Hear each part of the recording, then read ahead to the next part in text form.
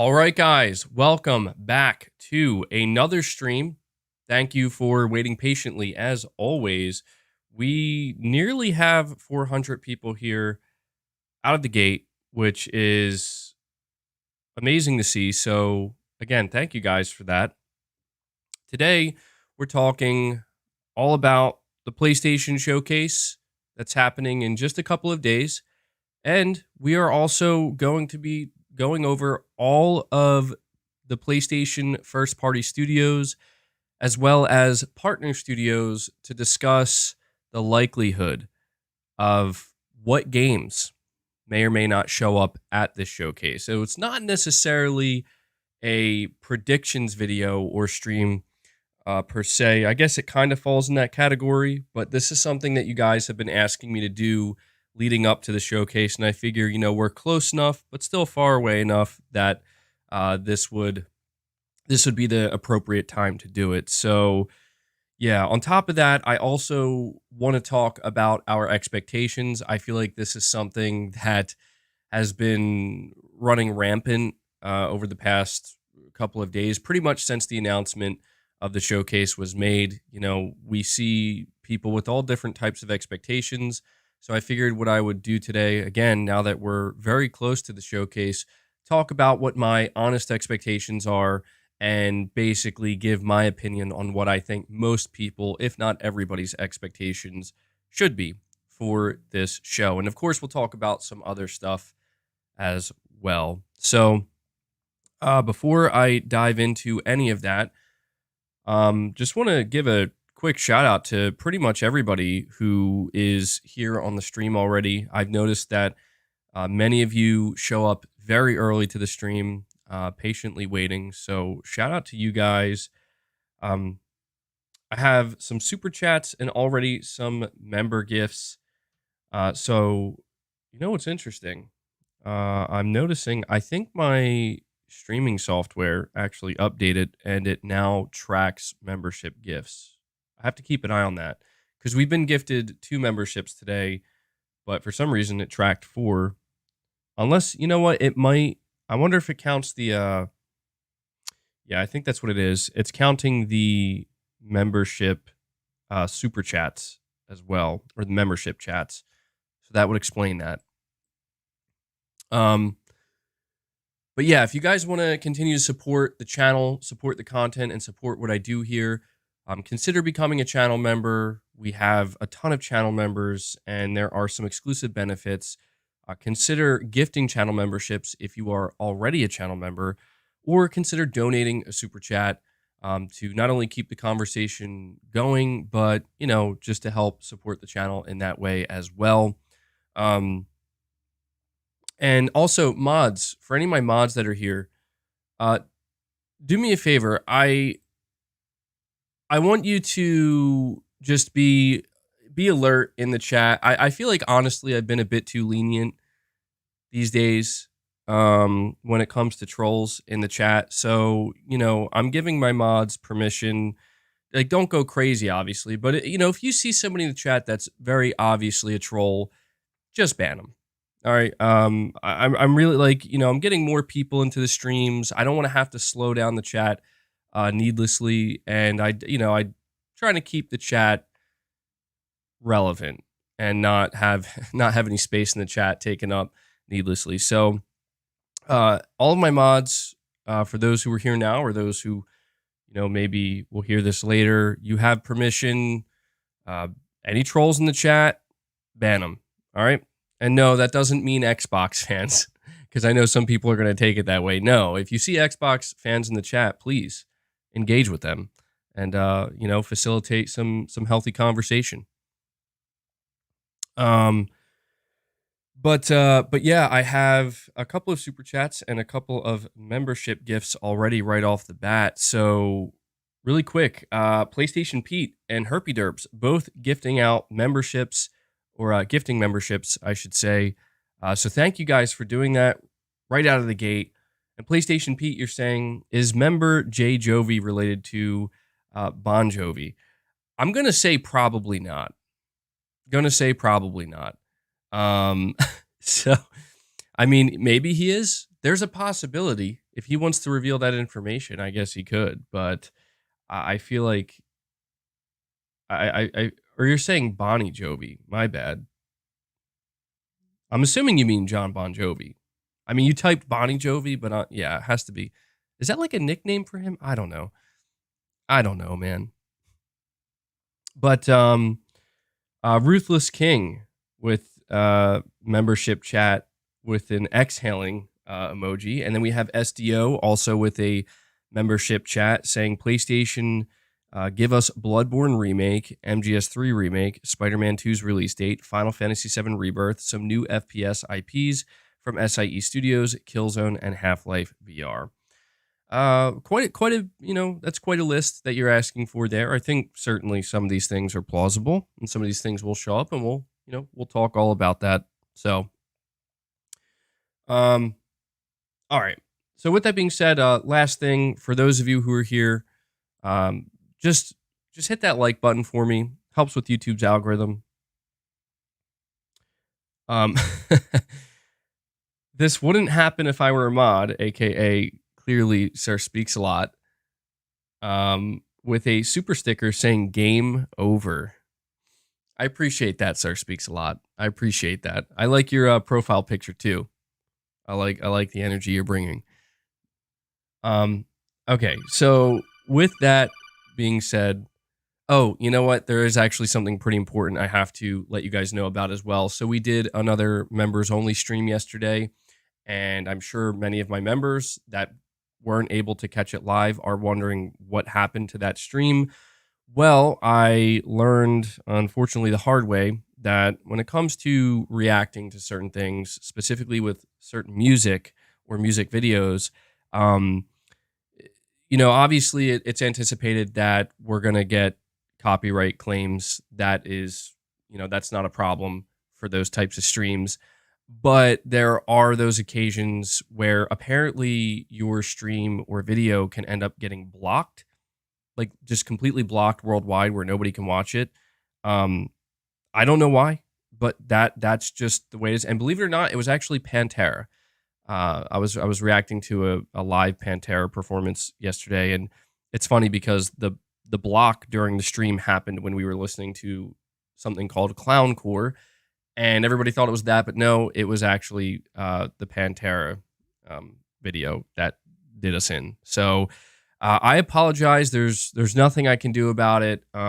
It's out of my hands. I wasn't expecting that, but this is a good learning opportunity for me. So that way, when I do future member only streams, I know what to avoid. So again, I apologize for that. I will try to get a members only stream out sooner rather than later to make up for this, because I know a lot of you guys look forward to it. So yeah, just wanted to give you an update on that. It's unfortunate. Hopefully it doesn't happen again. Yeah, I mean, what's really weird is that when I saw that it was blocked, because I got, I think, probably like 10 to 12 copyright claims, which again was expected. But the one that said it was blocked, they don't give the reason like why it's blocked. They just say it's blocked, and they do give me the ability to like appeal it or whatever, but it's pointless. Like they're not gonna unblock it. So but yeah, just wanted to give you guys that update. So, all right, we're gonna dive into this now.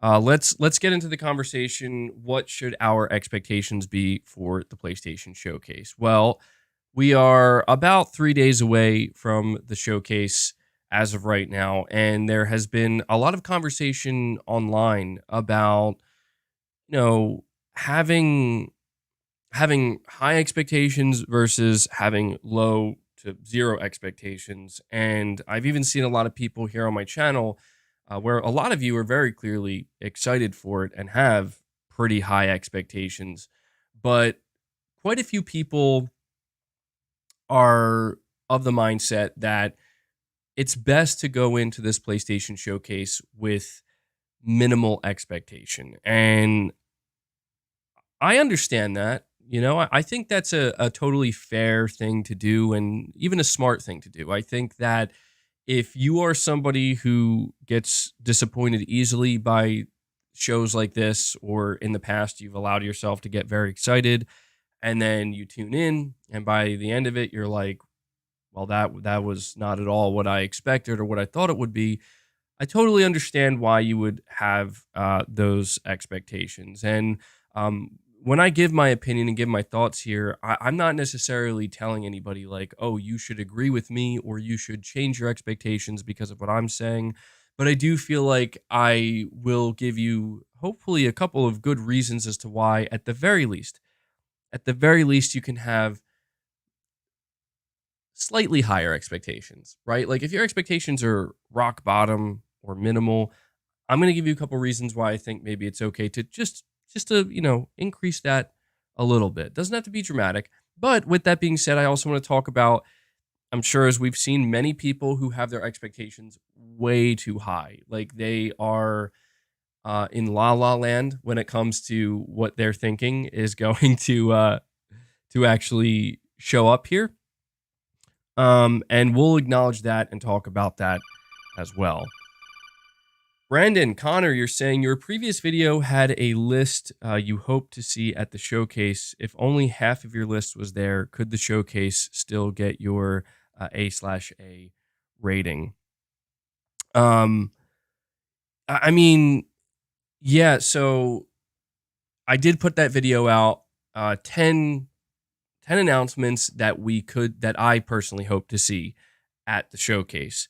And I did make it clear in that video that it was not a predictions video. I'm not trying to construct the most realistic scenario. And the reason for that is because I think it's simply too difficult. But you're asking me if half of those games showed up, would that get, like an A or an A+ rating? For me, absolutely yes, because the thing about that top 10 list that I made, none of it was unrealistic in the sense that, oh yeah, there's no way that could show up. Like no chance. I was sure not to include anything on that list that just is completely out of left field and seemingly impossible. I only included things that actually have, at the very minimum, a 50% chance of showing up. And so what I did also say in that video is that I certainly do not expect all 10 things that I list to show up in a single showcase. That would be insanity. I think that is impossible. So realistically, maybe half of those things showing up, yeah, I think that is actually incredibly realistic. So I'm not going to completely go over that list again because we're basically going to do that in a much more extensive way here over the course of this stream. So if you're interested in that top 10, games I hope to see at the PlayStation Showcase this Wednesday, then be sure to check out my last video. I'd really appreciate that. But yes, absolutely, I think that would still give the show an A rating. And Axis Hawk, a member for 11 months. You're saying, hope everyone is doing great today. Almost a year since I became a member, and I'm not disappointed for one bit. Keep going, MBG. Well, thank you so much for that, Axis Hawk. I'll certainly keep going, and I appreciate you being a member for the long term. I've seen some of my long-term members asking, if there's going to be anything they can look forward to specifically in the future. I don't have anything to announce yet, but I'm hopeful that I could do a little something. I don't want to make any promises. I can't sit here and promise that you'll get something incredible or amazing. But at the very least, I would like to try to do just a little something for those of you who choose to remain members month over month over month and basically for the long term. So I appreciate that, Axis Hawk. And yeah, man, I'll keep it going. And I'm glad to hear that there's been no disappointment. Love to hear that, man. Knob Dog Games, thank you for the $5 super chat. You're saying, only thing I want is Spider-Man 2 gameplay. Everything else would just be icing on the cake. Very excited for Wednesday and got work off for the showcase. That's awesome to hear, man. Yeah, I know quite a few people are calling out of work or taking off of work for this showcase, which I can't blame you. It seems like it's a must-watch event from PlayStation. It's been a long time coming. So I'm happy to hear that, man. And it's interesting because you're saying that pretty much all you need to see for this to be a good show is some Spider-Man 2 gameplay and a release date. And then everything else is icing on the cake. Well, dude, expect a lot of icing. That's the best way I could phrase this. Expect a lot of icing on your cake. I hope you like icing because believe me, Spider-Man 2 is pretty much the one thing that is a 100% guarantee. But, you know, Space Gambler Jr. is saying MBG could have that video taken down. What are you talking about? What video? Uh-oh, is there something I should be aware of? I don't normally see conversation like that in my chat. But Knob Dog Games, yeah, I appreciate that super chat, man. Yeah, there's gonna be a lot of icing on this cake, dude. But Spider-Man 2 it'll be a big part of this show, absolutely. Spider-Man 2, I mean, for all we know, Spider-Man 2 could be the biggest talking point, depending on just how much of it they show, how shocking it may or may not end up being. Saying, yeah, that just one more thing moment. Absolutely, man. Expect a lot of icing on your cake, MBG 2023. Honestly, I can't wait to see Spider-Man 2. I mean, I don't mean to kind of like brush Spider-Man 2 off to the side. And I know it comes off like that sometimes, like, oh, yeah, Spider-Man 2, it's going to be there. I don't mean for it to come off that way. Like, I really am genuinely very excited for Spider-Man 2 because Insomniac has done great work. They've been doing great work. I mean, they have, in some ways, carried the PlayStation 5 generation in the beginning anyway. You know, they launched Miles Morales, which was way better than I think even a lot of people were expecting. And then on top of that, you know, they bring out Ratchet and Clank Rift Apart, which, you know, that was like, that's the thing that gets me most excited about Spider-Man 2 is just seeing how Insomniac Games was the first studio to really try to harness the capability of the PS5 and really kind of show it off and implement some unique gameplay aspects that only really the PS5 could facilitate to a certain extent.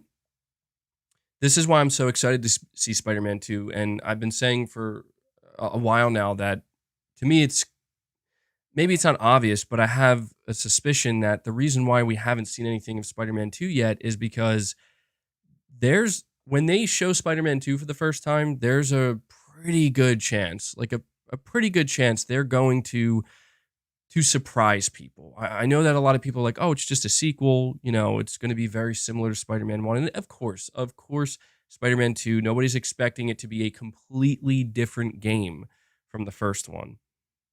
No one expects that. But I don't think that means that Insomniac couldn't bring some genuinely surprising things to the table, especially knowing that they've been working on it for quite some time now, and it is a PS5 only title. I think those two things combined, you just also consider how talented Insomniac Games is as a studio. They're one of the most talented development teams in the world.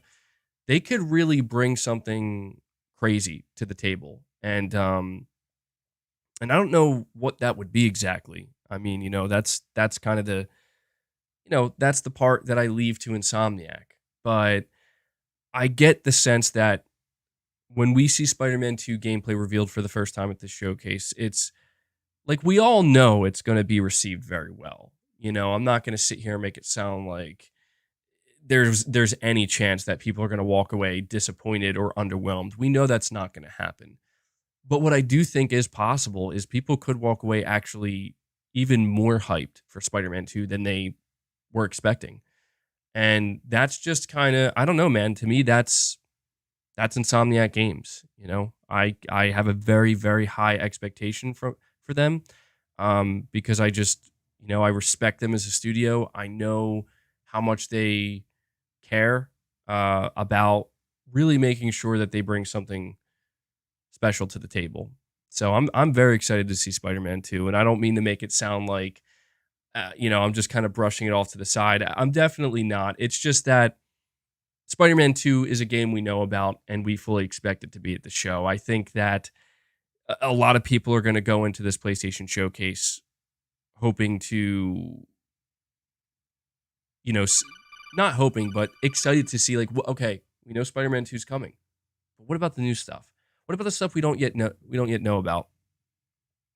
And Josh, 2 super chats here. Thank you, man. You're saying the 3D Audio Tempest engine is incredible, but when you experience it while being in high fidelity PSVR 2, you really get an understanding of the magic. Once people realize that PSVR 2 and PS5 aren't 2 separate things, is when you start getting truly excited for what can be achieved. PS5 enables PSVR 2. And that's absolutely correct. It's interesting because recently Jim Ryan did talk a little bit about PSVR 2, and he didn't talk about whether or not it's successful. He talked about how they're basically obviously they're planning on releasing more PSVR 2 games, and this showcase is going to be pretty important for PSVR 2. I mean, it's obviously more important for the PS5, and we know that the PS5 is going to be the priority at this showcase, but there's a reason why Sony was sure to mention in the PlayStation blog post announcing the showcase PS5 as well as PSVR 2 games. Something I'm expecting to see, Josh, at the showcase are some AAA hybrid games, because as you mentioned here, you say once people realize that PS5 and PSVR 2 are kind of intertwined with one another, there's obviously and we've already seen at the launch of PSVR 2, there are going to be games that are made specifically for PSVR 2 to take full advantage of it. But what we're going to start to see, at least my speculation here, is more AAA games announced that are essentially hybrid games. They're games that you can play on your PS5 by itself on your TV screen or your monitor, but they are also compatible with PSVR 2. And when you hook your PSVR 2 up, you'll be able to experience the game in VR. Now, I don't necessarily know that that's going to fundamentally change the way the game plays or anything like that. It being a hybrid game, I'm expecting it to just add certain things to it that you wouldn't be able to experience the same way if you're playing it regularly. There's actually one game in particular, and again, we'll highlight this again when I start to go down the list. But there's one game in particular that I have a good feeling will show up, and if it does, I think it's going to be one of the first AAA hybrid PS5 PSVR 2 games we see, and that is a new Astrobot game. I have a very, very good feeling that we're going to see a new Astrobot game. It's going to be AAA. It's going to be treated like a proper title by Sony, and it's going to be playable on PS5, and it'll play just like or very similarly to Astro's Playroom, but there will be a dedicated PSVR 2 mode where if you want to experience the game in PSVR 2, there will be a couple things that they specifically take advantage of, to kind of give you that unique experience that you can only get in PSVR 2. That's what I'm assuming, but I could see that again with other titles as well. There have been some people hoping that if Metal Gear does show up at the showcase, that maybe, just maybe, there will be some type of companion announcement for something pertaining to Metal Gear Solid in VR. I mean, it would work out, right? I mean, one of the things that the Metal Gear Solid games are known for are having VR missions. So, as we said, experiencing VR missions in actual VR, it just makes too much sense. So these are just things I'm speculating, but what we do know for sure is that PSVR 2 will play what I would assume to be a relatively significant role. And yeah, I think that's a good bet as well, Hanzo. I think we will see Resident Evil 4 Remake for PSVR 2 as well, and that could be very big. People have been hoping for Half-Life Alyx. That could show up, saying The Last of Us VR. That would be quite surprising. And I don't know exactly how that would work. I would assume it would need to be in first person. But yeah, I'm thinking we're going to see some pretty decent games, potentially some very exciting games announced for PSVR 2. I certainly expect to see Resident Evil 4 Remake, and I expect to see, well, I don't know that I'm expecting to see Half-Life Alyx, but I think there's a decent chance we'll see Half-Life Alyx. And before I get to the rest of the super chats, we have Exley 3000 dropping a 10 bomb. Dropping a 10 bomb in the chat. Let's get some W's for Exley 3000. By the way, guys, I'm looking to get a little bit of feedback on my soundboard. Last stream, some people were asking me if I could lower the volume a little bit, saying it was a bit too loud. So I lowered it slightly. Let me know if it's better now, if it's a little bit more even with the volume of my microphone. But Exley 3000, thank you so much for the 10 memberships gifted. Shout out to you. We are, as I said, very close to hitting a milestone. You guys are saying it sounds good? Okay. Yeah, I adjusted the volume of all the sound bites so that way they're not as loud as they once were. So hopefully that helps. But yes, thank you again, Exley. As you guys know, membership gifts, very much appreciated. We have an amazing community here, very generous community. And we have grown the members a lot. I'm curious to see if we'll hit that new milestone very, very soon. I have a Big Boss cosplay that I plan to. I don't like to call it a cosplay because I feel like when you call it a cosplay, it makes it seem like there's. It makes it seem like there's like some kind of not like professional aspect to it, but it's just a makeshift Big Boss cosplay that hopefully if we can hit our if we can hit that milestone by Wednesday, then that's something you guys can. I mean, I'll be honest, I'm gonna wear it either way, but I just figure it would be kind of perfect if it could coincide with, we hit a new member milestone. It coincides with the day of the PlayStation Showcase, and because of that, suddenly MBG has hair. What's going on? But you know what? So there's something I want to talk about regarding Metal Gear Solid showing up at this showcase, and I'm going to talk about that momentarily. Remind me if I forget. And again, shout out to you, actually, 3000. We have, Josh, you have a third super chat. I'm just going to read this one first since it follows up your previous two super chats. You're saying, did Gran Turismo 7 and Resident Evil 8 are hybrid PSVR 2 games, and they aren't half-baked games? They definitely take advantage of VR2 because RE8 plays completely different. Yeah, and that's exactly what I'm talking about, man. If you look at GT7 and RE8, they are prime examples of how well this hybrid situation can work. Like, there's no doubt that extra development time was needed for both GT7 and RE8 to get them fully functioning in PSVR 2, and to, most importantly, make it feel like it wasn't just like something that was tacked on, right? Something that actually had dedicated development put into it, and it just doesn't feel like something that was just thrown out there, to try to sell VR2 units. So I do suspect that any game that is a hybrid and does have that announced alongside it, you can expect it to be pretty good, right? And again, bringing up Resident Evil 4 Remake, I don't think anybody's expecting that to be anything less than amazing in PSVR 2. And actually, to be honest, that's something I told you guys, I'm planning on picking up PSVR 2 probably not too long after the showcase. But yeah, Resident Evil 4 Remake is absolutely a game I want to play in VR 2. And we have Hellbound 1981 dropping another 10 bomb on top of Exley's 10 bomb, bringing us up to 20 new gifted memberships on the day. Let's get some W's in the chat for Hellbound 1981. Again, you guys, I continually see you gifting these memberships. I cannot thank you enough.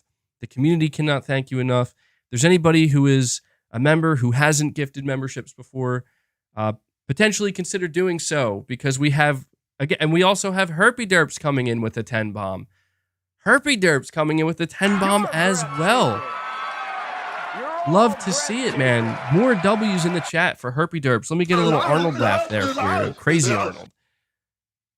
we have a membership train going officially here. So thank you guys so much. That's 30 gifted memberships on the day. I have to actually update my bar here. We crushed. You guys did it again. You guys continue to do it, man.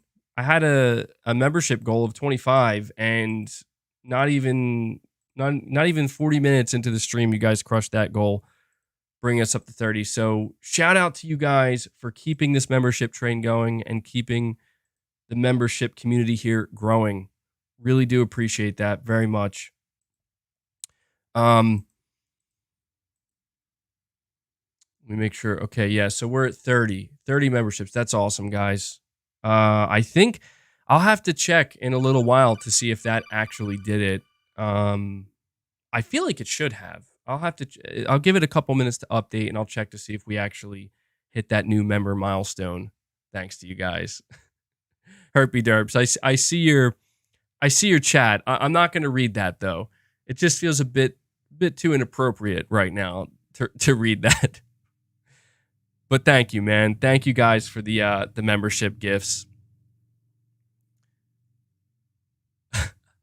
Oh yeah, by the way, I don't know if anybody noticed. People always come to the channel and they still ask me. They still ask me about like BlueBox Game Studios and Abandoned. And well, I mean, I don't think anything's ever going to come of that by this point, to be completely honest with you guys. But I did just trying to have a little bit of fun, not going overboard. I don't know how many of you guys watched the entire video I put out recently. It was a 20-minute video.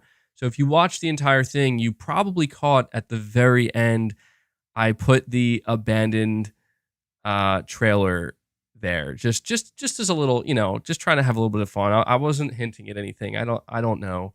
I just kind of wanted to throw it out there because I just, I kind of wanted to see who stayed for the whole video. Little Devil Inside, you would think so. You would absolutely think that Little Devil Inside would show up. I feel like it has to show up, right? It's been so long since we've heard anything from this game, and it's been in development for so long. So, absolutely, I expect it to be there. Sam the Apollo Wolf, thank you for the $5 super chat, man. You're saying, hey, MBG, do you think they'll reveal any more info about Alan Wake 2 and Silent Hill 2 Remake at the PlayStation Showcase? It's actually a great question, Sam, bringing up Alan Wake 2. Silent Hill 2 Remake, I absolutely expect to be at the showcase. I expect to possibly get our first glimpse at what this gameplay is going to look like. It's been kind of a secret, and fans are very eager to know how Bloober Team is handling the gameplay, because they made it clear that they're making some changes. They're trying to modernize the gameplay of Silent Hill 2 Remake. And so I suspect we might get a gameplay trailer, maybe like a 120-second, maybe like a 90 to 120-second gameplay trailer. I think that would be really cool, because the last trailer we got for Silent Hill 2 Remake was for the announcement of it, and it was really good. It didn't show any gameplay, but I thought it was a great trailer, and it really got me excited for the game. So if they can follow that up with a solid like gameplay trailer, and ideally we would like to get a release date, and ideally we would like to find out that Silent Hill 2 Remake is actually releasing this year. I don't know if that's going to happen. It might still need more time, but that would be great. So I do think that to some extent we will see Silent Hill 2 Remake at the showcase. But you're mentioning Alan Wake 2. Alan Wake 2 is very interesting to me because, well, for a couple of reasons. Number one, Remedy made it clear that with Alan Wake 2, it's going to be a full-blown dedicated survival horror game. I think they even said it's their first time making a full-blown survival horror game. Now, I'm a big fan of Remedy, and I'm a big fan of survival horror. I'm very excited to see Alan Wake 2. We haven't seen anything of this game, and what makes that fascinating is that they're letting everybody know, and they have been letting everybody know, this game is coming out at the end of this year. In fact, I just saw on the Gaming Leaks and Rumors subreddit that one of the voice actors for Alan Wake 2 seemingly leaked that the game is set to release this October. So, yeah, for a game that was announced, I believe, back in 2021, and we haven't seen anything of it, apparently it's been making incredible progress to a degree in which it's actually going to be ready to release in October of this year, which would be amazing. So, as for whether or not it will show up at the PlayStation Showcase, I could see it. Yeah, that seems like a good third-party get for Sony, man. I think they would love to have that on their stage. If not, then I think we'll definitely see it at Summer Game Fest. And we have Herpy Derps coming in with another 5 bomb, another 5 memberships gifted. Huge shout out to Herpy Derps. That's 15 gifted memberships in total for him. Love to see it, man. Love to see it. Give you a little crazy Arnold there. Give you a little Arnold laugh too. Thank you, Herpy Derps. Let me bring that up to 35.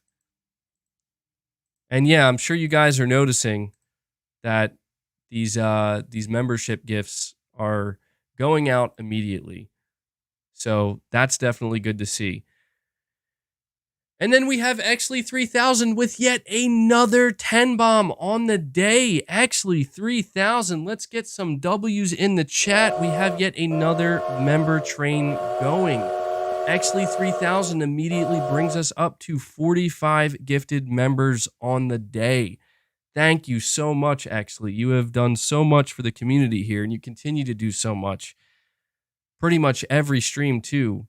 Exley 3000, Hellbound 1981, Herpy Derps, and many others. You guys are incredible. I think by this point, we definitely should have hit that new milestone. So again, I'm gonna give it a little bit more time, give it a little bit more time to update, and as we go deeper into the stream, I'll update you guys and let you know. I'll let you know. Massive milestone. And yeah, so actually I think this would be a good opportunity to just let you guys know, all of my members, anybody who's here right now anyway. I am certainly planning on doing more members only content going forward, not just like the members only streams. That's going to be, I think, the like the core of the content, because that seems to be what people gravitate towards the most. But as we start to see more of Sony's multiplayer games announced, and this is another reason why I'm so excited about the PlayStation Showcase, we're going to see a lot. Well, I don't know a lot if it's going to be a lot, but I assume we're going to see quite a few multiplayer live service game announcements at the PlayStation Showcase. And I don't know how confident I am in this, but I'm very hopeful that at least one of those games will be releasing before the end of the year. But once Sony starts dropping these multiplayer games, depending on how they handle it, I'm really hoping that we can start doing like some, member gameplay streams, whether it's just, me playing or me playing with you guys. I think that would be really cool. That's something I'm holding out a lot of hope for, and I certainly plan to do. I just feel like the most appropriate games to do it with, because of the channel, would be the Sony multiplayer games. So look forward to that. Matt York, you're saying, MBG, your engagement has increased massively in the last month. What the F? Haven't been catching the streams lately because I've been working. Yeah, man, I basically have been doing a ton of streams, and it's been working out really well. My audience has responded very well. We've been growing the channel. And obviously, as you see, we have very generous channel members who are constantly gifting memberships. So yeah, the growth has been nothing short of incredible. And I'm sorry for anybody who can't keep up with all of the streams, but yeah, if you miss one, you usually have another one the next day or 2 days later to look forward to. So appreciate the support, guys. I really do. I think I have another super chat here from, let me see, Swaggy G. Thank you for waiting patiently, man. You're saying, what's up, bro? Like you and many others, I look forward to the showcase, especially Spider-Man 2. Despite the leak, could you see any surprise games appearing? Well, the leak that I'm assuming you're talking about is the one that we went over in a previous stream, where it's 100% a fake leak. So I did notice after I did that stream, at least not on my channel, but I did notice some people on Twitter actually believe that that leak may have been real. And I don't know how many of those people are here watching the stream, but rest assured that leaked list for the PlayStation Showcase was 100% fake. However, it is worth noting that quite a few games that were on that list could absolutely show up at the showcase. But you're saying, could we see any surprise games appearing? So it really depends on what you consider a surprise game, okay? Because for me, a surprise game announcement would be something like Sony Bend's new IP or Sony Santa Monica's new IP. To me, those are surprise game announcements simply because there's really no guarantee that they would show up. And they're brand new games, like brand new. But I think about a studio like Bluepoint Games, right? Because I see somebody in the chat mentioning Bluepoint. They're a good studio that I would consider. Well, we know they're working on a game, obviously. We know that they've been working on it for quite some time, but we have no idea what this game is. And so for me, that's another one that counts as a like surprise announcement, because even though we talk about things that we know are very likely to show up, Spider-Man 2, The Last of Us multiplayer game, Metal Gear Solid 3 remake, you do have to wonder, and I don't know, man. It's a good question because I genuinely do wonder to myself, is there going to be a game that just nobody sees coming? I mean, just something that completely comes out of left field that no one could have ever predicted. I think there's always the possibility of that. I don't know the likelihood of it, but I could see at least one significant surprise happening that I don't want to say that nobody talked about, but that very few people were talking about, and certainly very few people were predicting would happen. What that could be, I mean, your guess is as good as mine, man. I feel like when we talk about these types of announcements, like the ones where it's like the big surprise that nobody saw coming, I mean, everybody's going to have an idea in their head for like what that would be. Now, I'll tell you this for me, okay? So I mentioned a moment ago how I wanted to say something about the Metal Gear Solid,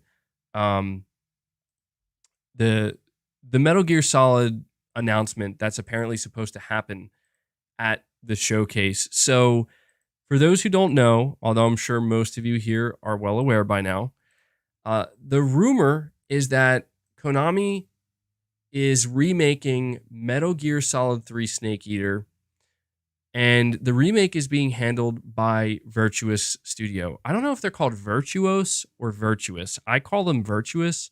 I've heard other people pronounce it Virtuos, but I'm just going to say Virtuous because it just, I don't know, Virtuous Mission is one of the missions, and it's the name of the mission in Metal Gear Solid 3. Anyway, I digress. And where we got these, so it's worth noting that the rumors of the Metal Gear Solid 3 remake being handled by Virtuous Studio, it's worth noting that these are not rumors that just came out of thin air. They actually were reported on by VGC. And VGC, so far, their track record, specifically with Konami inside information, has been very strong. It hasn't been 100%, but it's been like, I'd say 85 to 90% correct. And, I've been sitting here thinking this whole time about Metal Gear Solid 3. I've really been putting a lot of thought into like how they would properly remake this game. What changes would they make? How would they modernize it? But then something occurred to me. And I did talk about this a while ago, but you want to talk about like a surprise that would genuinely shock me? I mean, something that would make me like fall out of my chair. Like I can't believe it.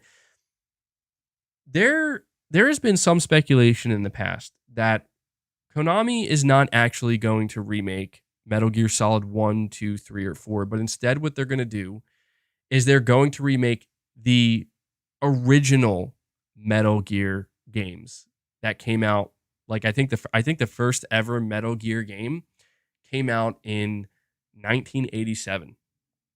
And when people think of Metal Gear and Metal Gear Solid, frankly, those aren't the games that they think about. Even though that's where it started. Yeah, the MSX2 game. Yes. And these were actually the first Metal Gear games to feature Solid Snake, Big Boss, and they were the first Metal Gears. They started the entire franchise.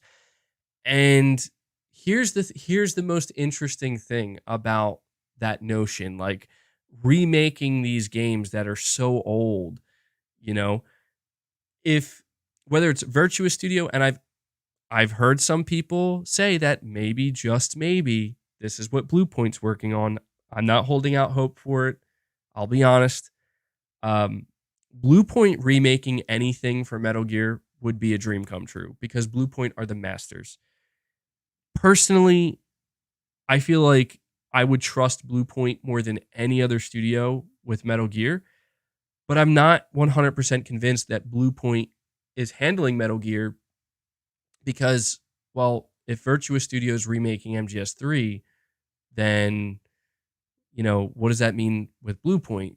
Then they must not be working on anything Metal Gear related. I don't know if you guys saw Bluepoint games last Christmas. I think they put out their holiday card. And their holiday card, it was like a Christmas tree. And in front of that Christmas tree, there were 4 presents. 3 of the presents were opened. And they were signifying the games that they remade or worked on already. They had one for God of War because they did help with God of War. They had one for Demon's Souls. But there was a box that was sitting there unopened. And it had, it looked like it was like a regular gift box. But the way that it was packaged or the way it looked, it almost looked like an upside down big red exclamation point. And when you think about Metal Gear, I mean, you think about the symbolism. Yeah, a big red exclamation point is exactly what Metal Gear is known for. So I'm just pointing this out because people thought that like maybe that was a very subtle tease that, hey, maybe we are working on Metal Gear. But to get back to what I was trying to say, the notion that a studio, whether it be Bluepoint, whether it be Virtuous or any other studio, is going to remake the original Metal Gear games, not, again, not the modern ones, the ones that pretty much nobody knows about. The incredible thing about that is the freedom that they would have to be able to basically make what could effectively be Metal Gear Solid 6. Right? They could take the general premise that was created by Kojima, most of the characters, and it would follow, I mean, to be honest, the next game in line after Metal Gear Solid 5 to bring everything completely full circle would be the original Metal Gear. I could see Konami possibly doing something like that, and it would be that to me is very tantalizing simply because, like I said, man, if they were to remake the very original Metal Gear, they could do anything. It could be open world, it could be linear. The sky is the limit, and no one could get upset necessarily that Kojima isn't involved, because even if Kojima were to be involved with, let's say, a remake of, like, the original Metal Gear, he would be doing the same thing, right? Like, he would have to completely rework the game and change things massively to modernize it and to make it make sense in 2023 or 2024 or whatever. So I guess I'm just saying, and I'm not saying this to get anybody. I see you guys saying you're getting excited in the chat. I'm not saying this as, I'm not expecting it. I think it's unrealistic. It's basically a fantasy, but it is just something that, again, was kind of sitting in the back of my mind where I'm like, what if the shock surprise announcement is that it turns out we're not getting a remake of MGS3. We're getting a full-blown from-the-ground remake and basically re-visualization of the original Metal Gear to completely close the circle. and it basically takes place after MGS5. That would be mind-blowing. That would be colossal, and I don't know, man. That would be a bit too much. Now, again, another reason I don't believe that's going to happen as much as I would love for it to happen is because I don't think Virtuous Studio could handle something like that. No offense to Virtuous, it's just I don't know what their track record is. I don't recall Virtuous Studio having like a I mean, I've heard that they're a good studio, but I don't know. I'm nervous. You know, like I'll be honest, there's a big difference between if I hear Bluepoint's remaking a Metal Gear game versus a studio like Virtuous. If I hear Bluepoint, I'm like, my hype is there's no trepidation, there's no nervousness, there's no hesitation. They're going to 100% nail it. If it's anybody but Bluepoint remaking it, kind of similar to Blooper Team, I'm excited, but I'm gonna be a little bit nervous about just please don't mess it up, guys. You know, so that to me would be a very interesting direction for Konami to go in, where basically, you know, because you know what's funny is everybody was saying like, why are they doing Metal Gear Solid 3? Why are they starting with Metal Gear Solid 3? For those who don't know, Metal Gear Solid 3 is in the timeline. It's the first game. That's where everything started. Even you know, it technically it takes place even before the very original Metal Gear that came out in 1987. So that would be a shock announcement for me if it turns out that Konami is remaking the very original Metal Gear and they're just completely, you know, revisualizing that whole game. And they probably could, I don't know. And you know what they could do at that point? They could probably just call it Metal Gear. You know, just Metal Gear. It could be the start of a not I don't want to say a reboot, but like a complete retelling of the entire series. You know? I don't know, man. I don't know. All I do know is that Metal Gear is beloved, and you know, we don't want to see I think the worst has already happened, you know? Like I think we can all say that. I think we can all say that Kojima getting kicked out of Konami, Konami then proceeding to make Metal Gear Survive and a Metal Gear Solid 3 pachinko machine. The worst has happened. It can't get any worse than that. So we're already at the bottom. It can only go up from here. At least I hope. At least I hope. Salvazard06, sorry to keep you waiting, man.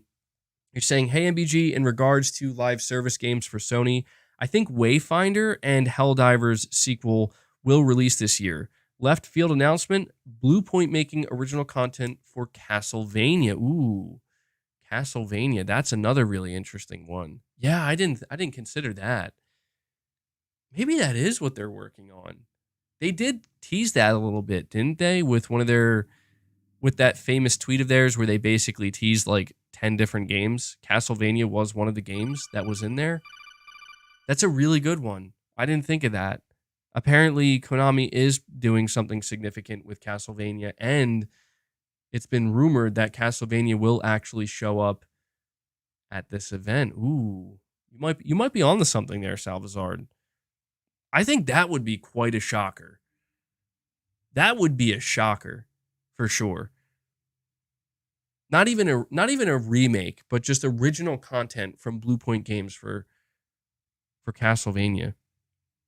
And you know what's interesting is a lot of people have said that they would love to see From Software make a Castlevania game, and you consider that Bluepoint is very familiar with From Software style. You know, especially you look at how they've remade Bluepoint, or not Bluepoint remade Bluepoint, how they remade Demon Souls. They definitely have experience with the code and just how a From Software game is supposed to feel. I don't want to say that they'll copy From Software's gameplay formula, but they could maybe take some hints from it, take some notes, and if they're tasked with making their own Castlevania, you know, that might be the closest thing we get.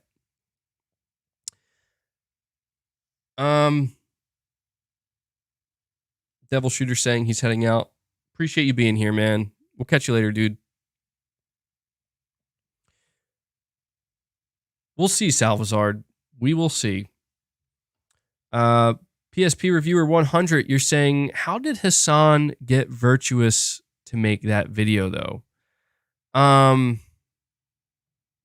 actually, so I think you might be misremembering. It wasn't Virtuous Studio that made that video. It was, I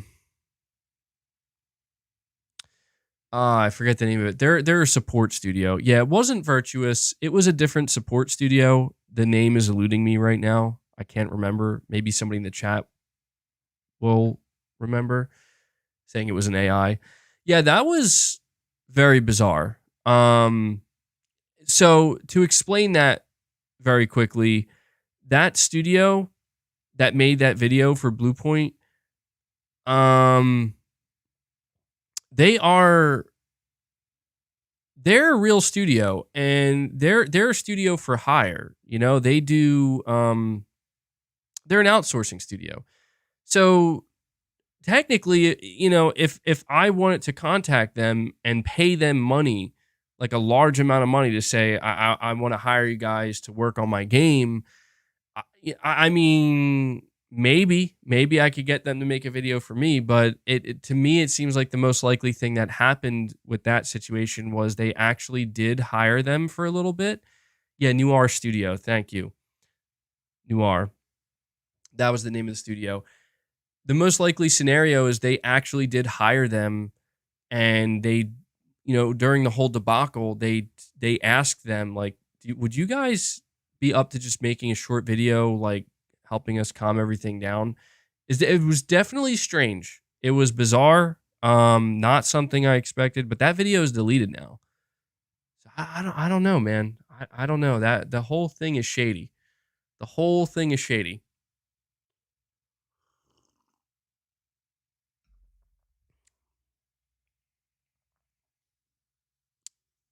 It's almost like they abandoned the game. Gasp. We did play the game, guys. Everybody forgets. The game was called Abandoned Real-Time Experience. And that's exactly what we got. We got abandoned in real time. We got exactly what we were promised. Leo Jimmy, thank you for the $20 super chat, man. You're saying, what's up, MBG Money? Remembering the Spencer interview. He touched on Sony making it difficult by making deals, third-party deals. I think he wasn't just speaking on Japanese games like Final Fantasy 16. Could be new third-party unknown games. Yeah, that's an interesting thought, Leo, because it is true that Phil Spencer purposely put that in there. He said that Sony and Nintendo, he actually didn't.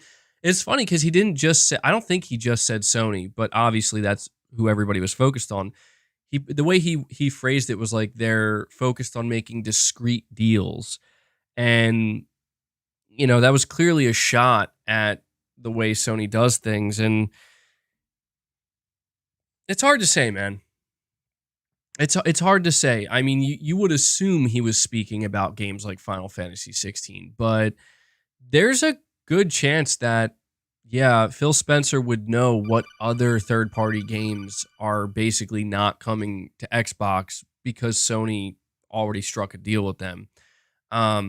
He could have been alluding to Konami, right? He could have been alluding to the fact that Konami is making their big comeback finally after so many years, and their three main franchises, Metal Gear, Silent Hill, Castlevania, well, one of them is already confirmed to be a PlayStation 5 console exclusive for what I would assume to be at least 1 year with Silent Hill 2 Remake. However, we have gotten more reports that when Metal Gear shows up at the showcase and Castlevania, apparently Sony struck a deal with them as well, and there's a good chance they're going to be exclusive too. Could he be hinting at other games that go beyond that? He absolutely could be. Saying how would he know that, though? Well, I mean, I would assume that somebody in Phil Spencer's position, he frequently gets like roadmaps, I guess, or is constantly in contact with major third-party publishers. And I mean, I don't know. You might be right. Maybe he doesn't know. Maybe he really was just referring to the deals that we already know about, or maybe it's just an assumption, right? Maybe it's just Phil Spencer saying, "Well, we know that Sony likes to, do these discrete third-party deals to keep games off of Xbox. So the assumption is we expect them fully to keep doing that." I mean, that could be what it comes down to. But Leo Jimmy, when it comes to unknown third-party games, well, I don't think Sony's going to stop anytime soon, man. I know that there are people who are not fans of the third-party exclusivity deals and whatnot, and I get it. I know that not everybody's going to be thrilled about that. I do think it's just the reality of the business, and I think that no matter what, it's going to some extent, continue going forward. But what I will say is that, in my opinion, I think it's likely that once Microsoft started purchasing publishers like Bethesda, like I think it started with Bethesda, but then it certainly accelerated to a significant degree after they announced their intent to acquire Activision Blizzard. I think Sony was like, we got to step on the gas. We have to lock in even more third-party exclusives, as many as we possibly can. Simply because it's like, that's the only way right now anyway, while they're trying to acquire certain studios here and there. That's one of the only ways that Sony will be able to kind of mitigate the potential damage that Microsoft could do by acquiring publisher after publisher. But I I do also think that, and I wanted to mention this because this is actually very interesting. Recently, Sony gave their annual, I forget what it's called, but it was basically the higher up executives, the president, the CEO, I think Hiroki Totoki, his name is. They talked to their investors and basically gave their roadmap, and a lot of it was, exactly what you would expect. Sony wants to grow. They have their plans in place, but one of the things that I saw Financial Times report on is apparently there is there's like a financial sector of Sony that they're apparently considering spinning off or selling or something along those lines. And the reason for this is actually for merger and acquisition, like future merger and acquisition. And I found this very interesting when I was reading about it, and I didn't see many people talking about it because when I read about it, I kind of got the sense like, I think this is Sony's way of preparing to do what they might deem necessary in the future when it comes to potential publisher acquisitions. It's pretty clear that Sony is, at least in my opinion, it's clear that they are trying to prepare themselves for approaching a publisher and negotiating an acquisition potentially. I just thought that was fascinating. I don't think that it's something they're going to jump on anytime soon, but it's just, you think about the fact that this Activision Blizzard deal still is up in the air and no one really knows how it's going to end. It does give Sony time to prepare. If there's one thing that all of the different back and forth has resulted in with the Activision Blizzard deal is it's bought Sony quite a bit of time to prepare for what they may have to do or certain moves they may have to make. But I don't know. I just, I thought that was worth mentioning here because I did come across that recently, and it's like, okay, well, we'll see, man. I have no doubt. I have no doubt that Sony's going to want to continue to invest pretty heavily into PlayStation. I mean, why wouldn't they? It's like their strongest sector, right? Let me see. So, Leo Jimmy, thank you so much for the $20 super chat, man. I really appreciate that. Have Sam the Apollo Wolf again saying, I feel like a game that would come out of left field if they showed Slitterhead that was revealed either last year or in 2021. Maybe Pragmata. So, yeah, Slitterhead, that's the second time I've heard that game mentioned. First off, I don't know that I like the name of that game. It just doesn't sound right to say. You know, I'm not going to say it again. It just sounds weird. It definitely doesn't roll off the tongue. It sounds, I don't know, man. It sounds like you shouldn't be saying it. But yes, that game is being developed by the original members of Team, or some of the original members of Team Silent. And it should be good, right?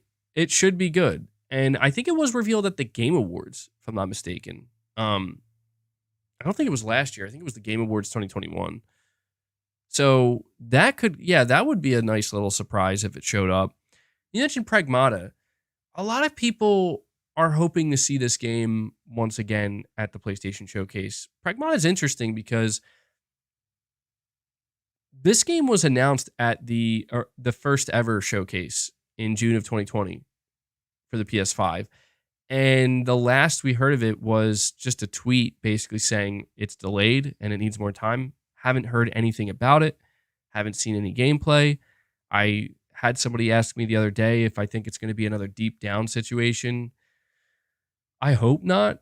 I mean, I really hope not, because it looked interesting. It looked unique. It looked different. And I think people really want to see something like that from Capcom.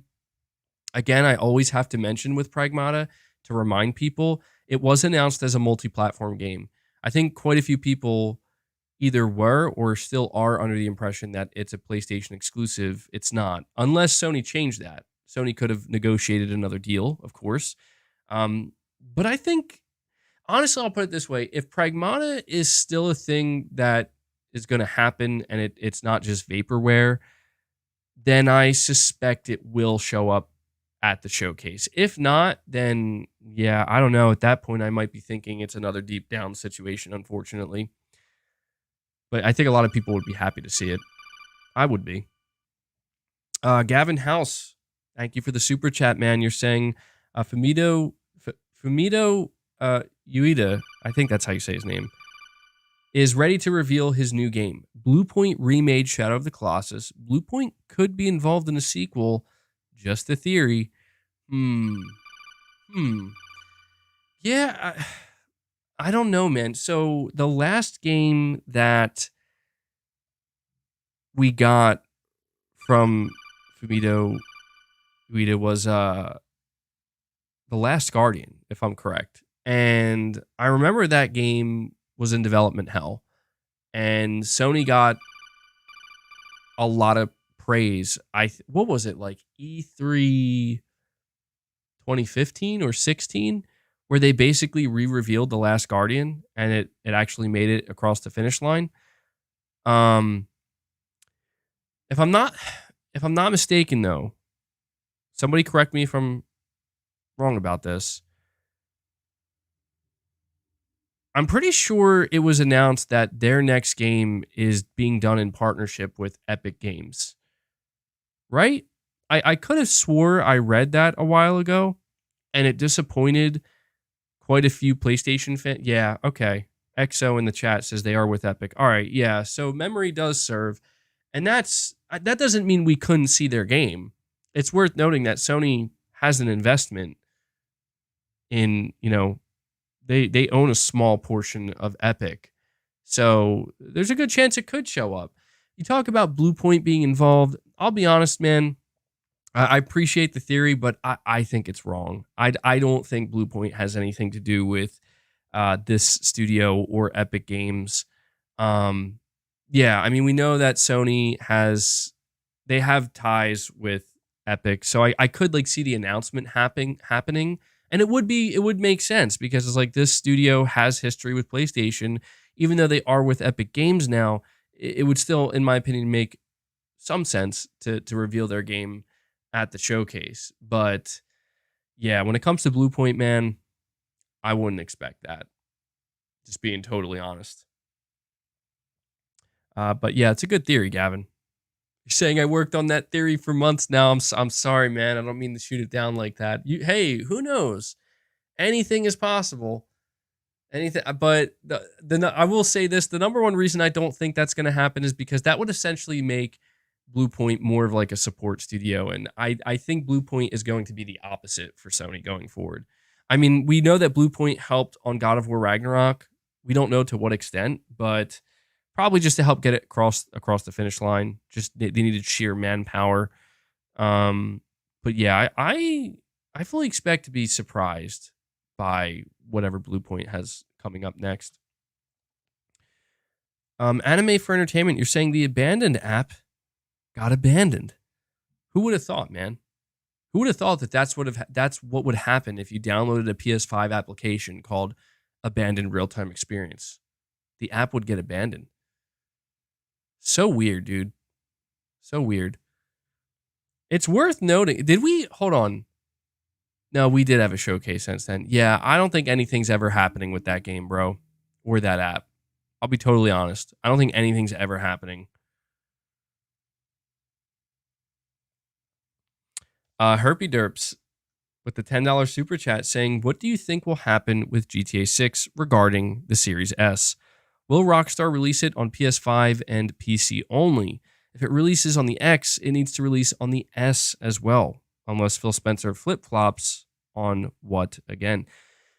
That's an interesting question, man. And honestly, that's not something I've really thought about a lot, but that is a reality.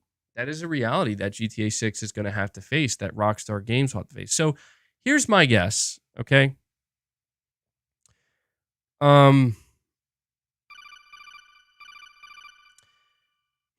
This is a tough one. This is a tough one. Because, like, you talk about expectations for GTA 6.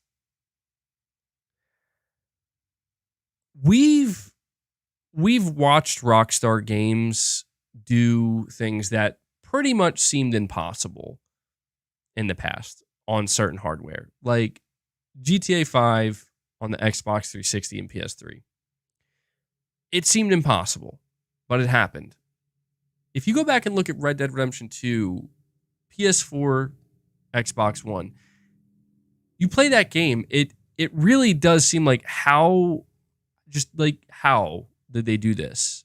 And I'm mentioning this because it's like, if there's one thing that I feel confident in saying about Rockstar Games is that if they have to support the Series S with GTA 6, I do think it will make to a certain extent, not development, but optimization, which is part of development. But I think it's going to make optimization a little bit more difficult.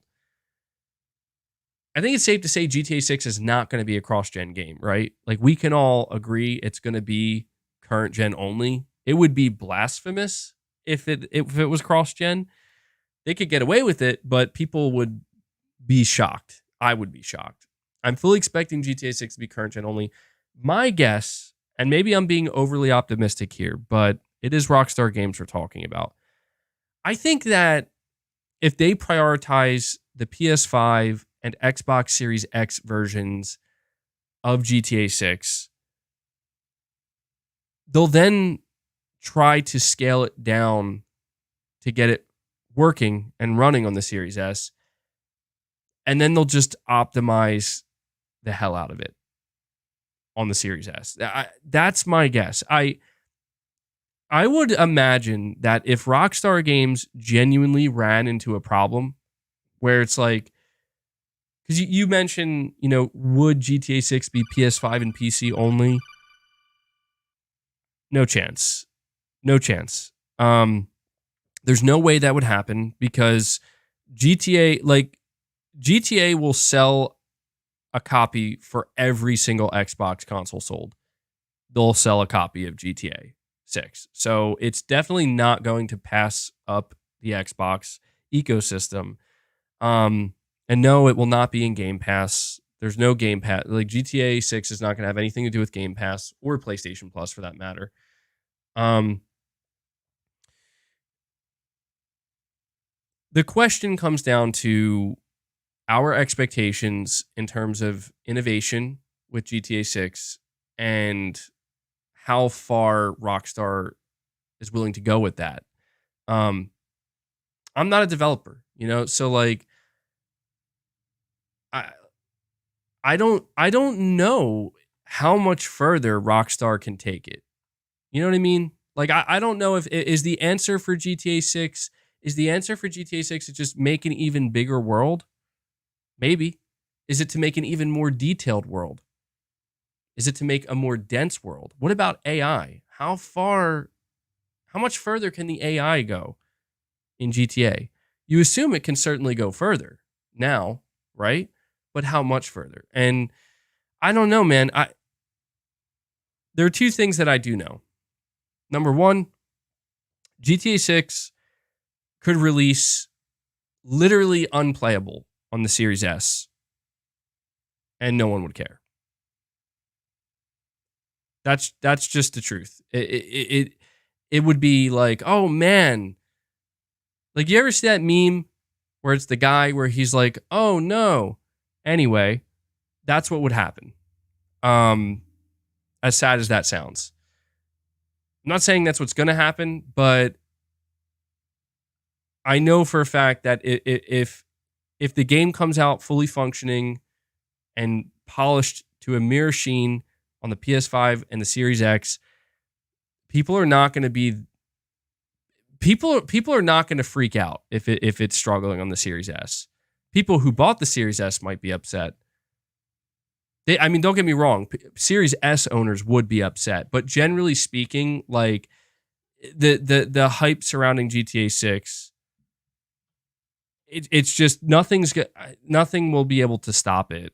The only thing that could get in the way of GTA 6's success is Rockstar, not hardware, not like nothing. It's just, it would have to be Rockstar like monumentally screwing something up, in my opinion. The other thing I know for sure is that, well, let me take that back. I don't know this for sure, but I feel pretty confident. If Rockstar called up Phil Spencer and said, "Hey Phil, we're in the middle of developing Grand Theft Auto 6 for the Xbox Series X and S, and we can't get this game running on the Series S. We could get it running on the Series X, no problem. But it literally, no matter what we do, we just can't do it. It's not compatible. We need to skip the S." I'm pretty sure Phil would have no choice but to say, okay. But here's the catch-22 though. Do you think Rockstar wants to do that? Probably not. Realistically, Rockstar wants to get GTA 6 functioning and running properly as best it can on the Series S. You're saying that's a lawsuit waiting to happen? Yeah, that would be very problematic, because I don't know what Phil would do in that, because you're right, that would probably cause legal problems. They could stream it. Oh yeah, that could be the solution right there. Because technically, it's still available. Actually, yeah, there you go, man. That's a good solution. Maybe that would be the preferable way to experience GTA 6 on the Series S is to stream it. You'll get a higher quality game, a better performing game. It's a solution though, right? The power of the cloud. But yeah, I don't know, man. I would love to be a fly on the wall at Rockstar Games. I'm sure everybody would, because these are questions that I would like answers to as well. And I think we're going to get them at some point. We're going to get those answers. Another thing you have to consider is, what about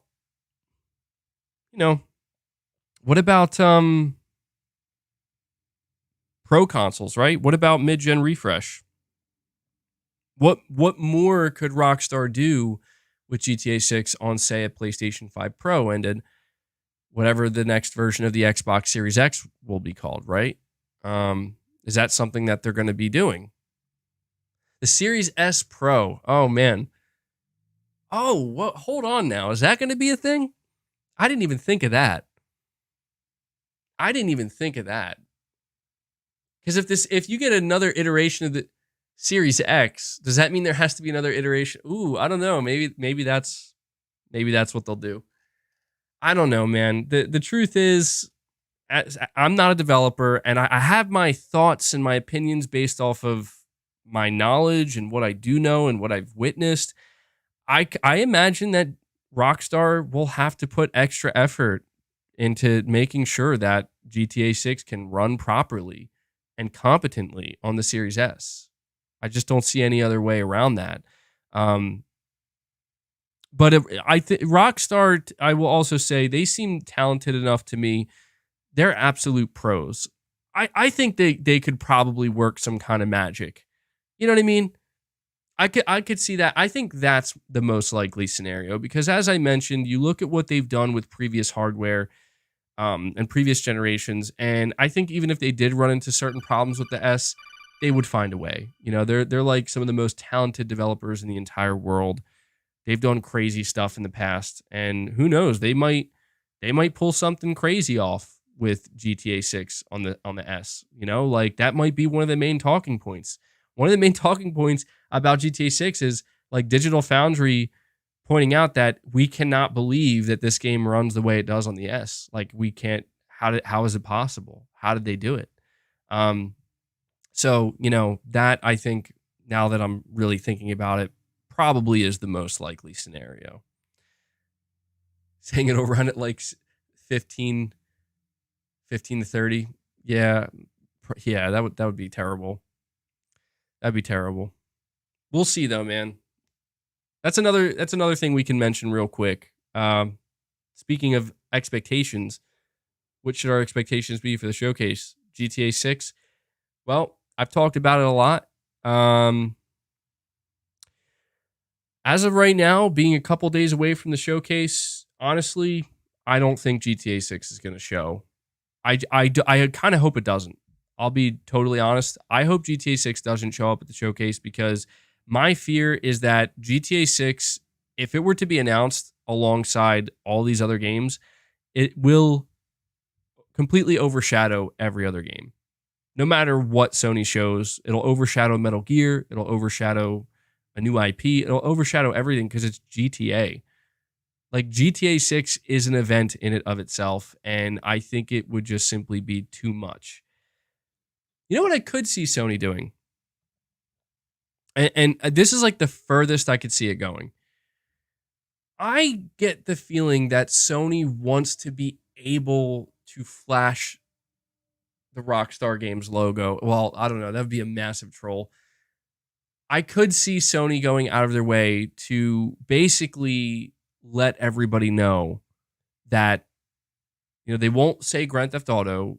They won't name drop GTA. They'll just simply say, we're excited to announce that we have a continued partnership with Rockstar Games for the PS5 going forward.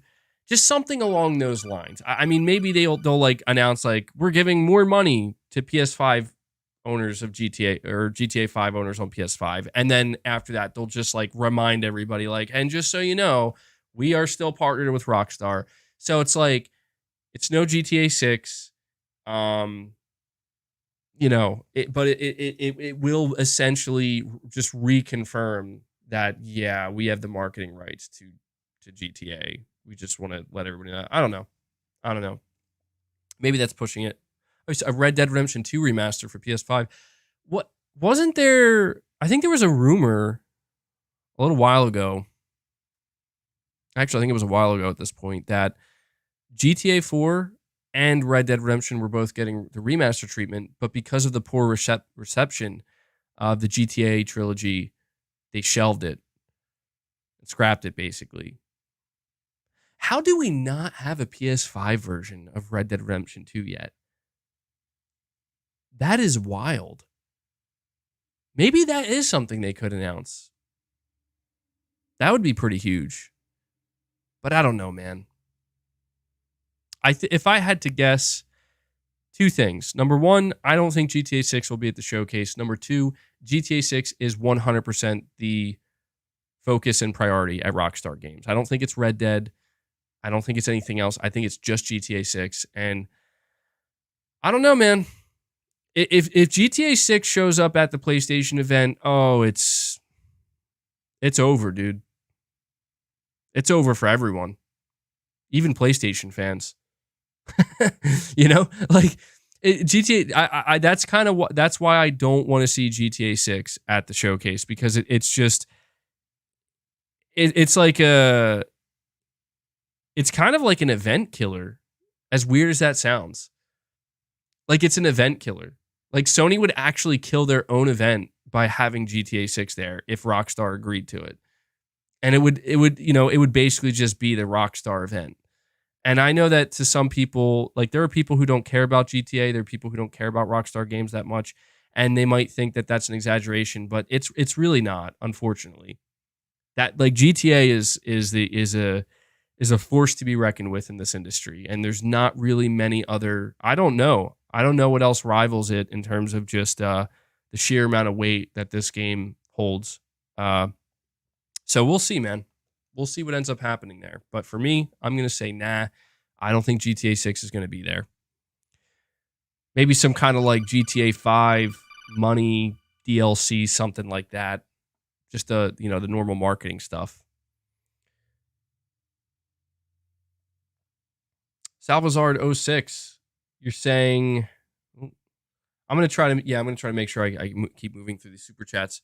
You're saying MGS3 will be remade and renamed Metal Gear Solid Snake Eater. It's technically the first. PeaceWalker as DLC. Ooh, that's another good one, Salvazard. Yeah, I didn't think of that. I keep saying Metal Gear Solid 3 Remake, but you're right. They probably will rename it, because if they chose to do Metal Gear Solid 3 as the first remake, they clearly decided that because it's like, well, this is the first one in the timeline. They could rename it Metal Gear Solid Snake Eater. Yeah, that would be cool. Just say Snake Eater. Nah, you got to have they have to have the Metal Gear Solid name in there.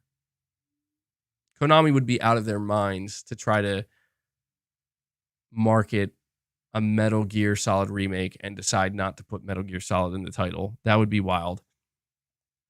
The real question is this: will they put a Hideo Kojima game underneath the name Metal Gear Solid Snake Eater?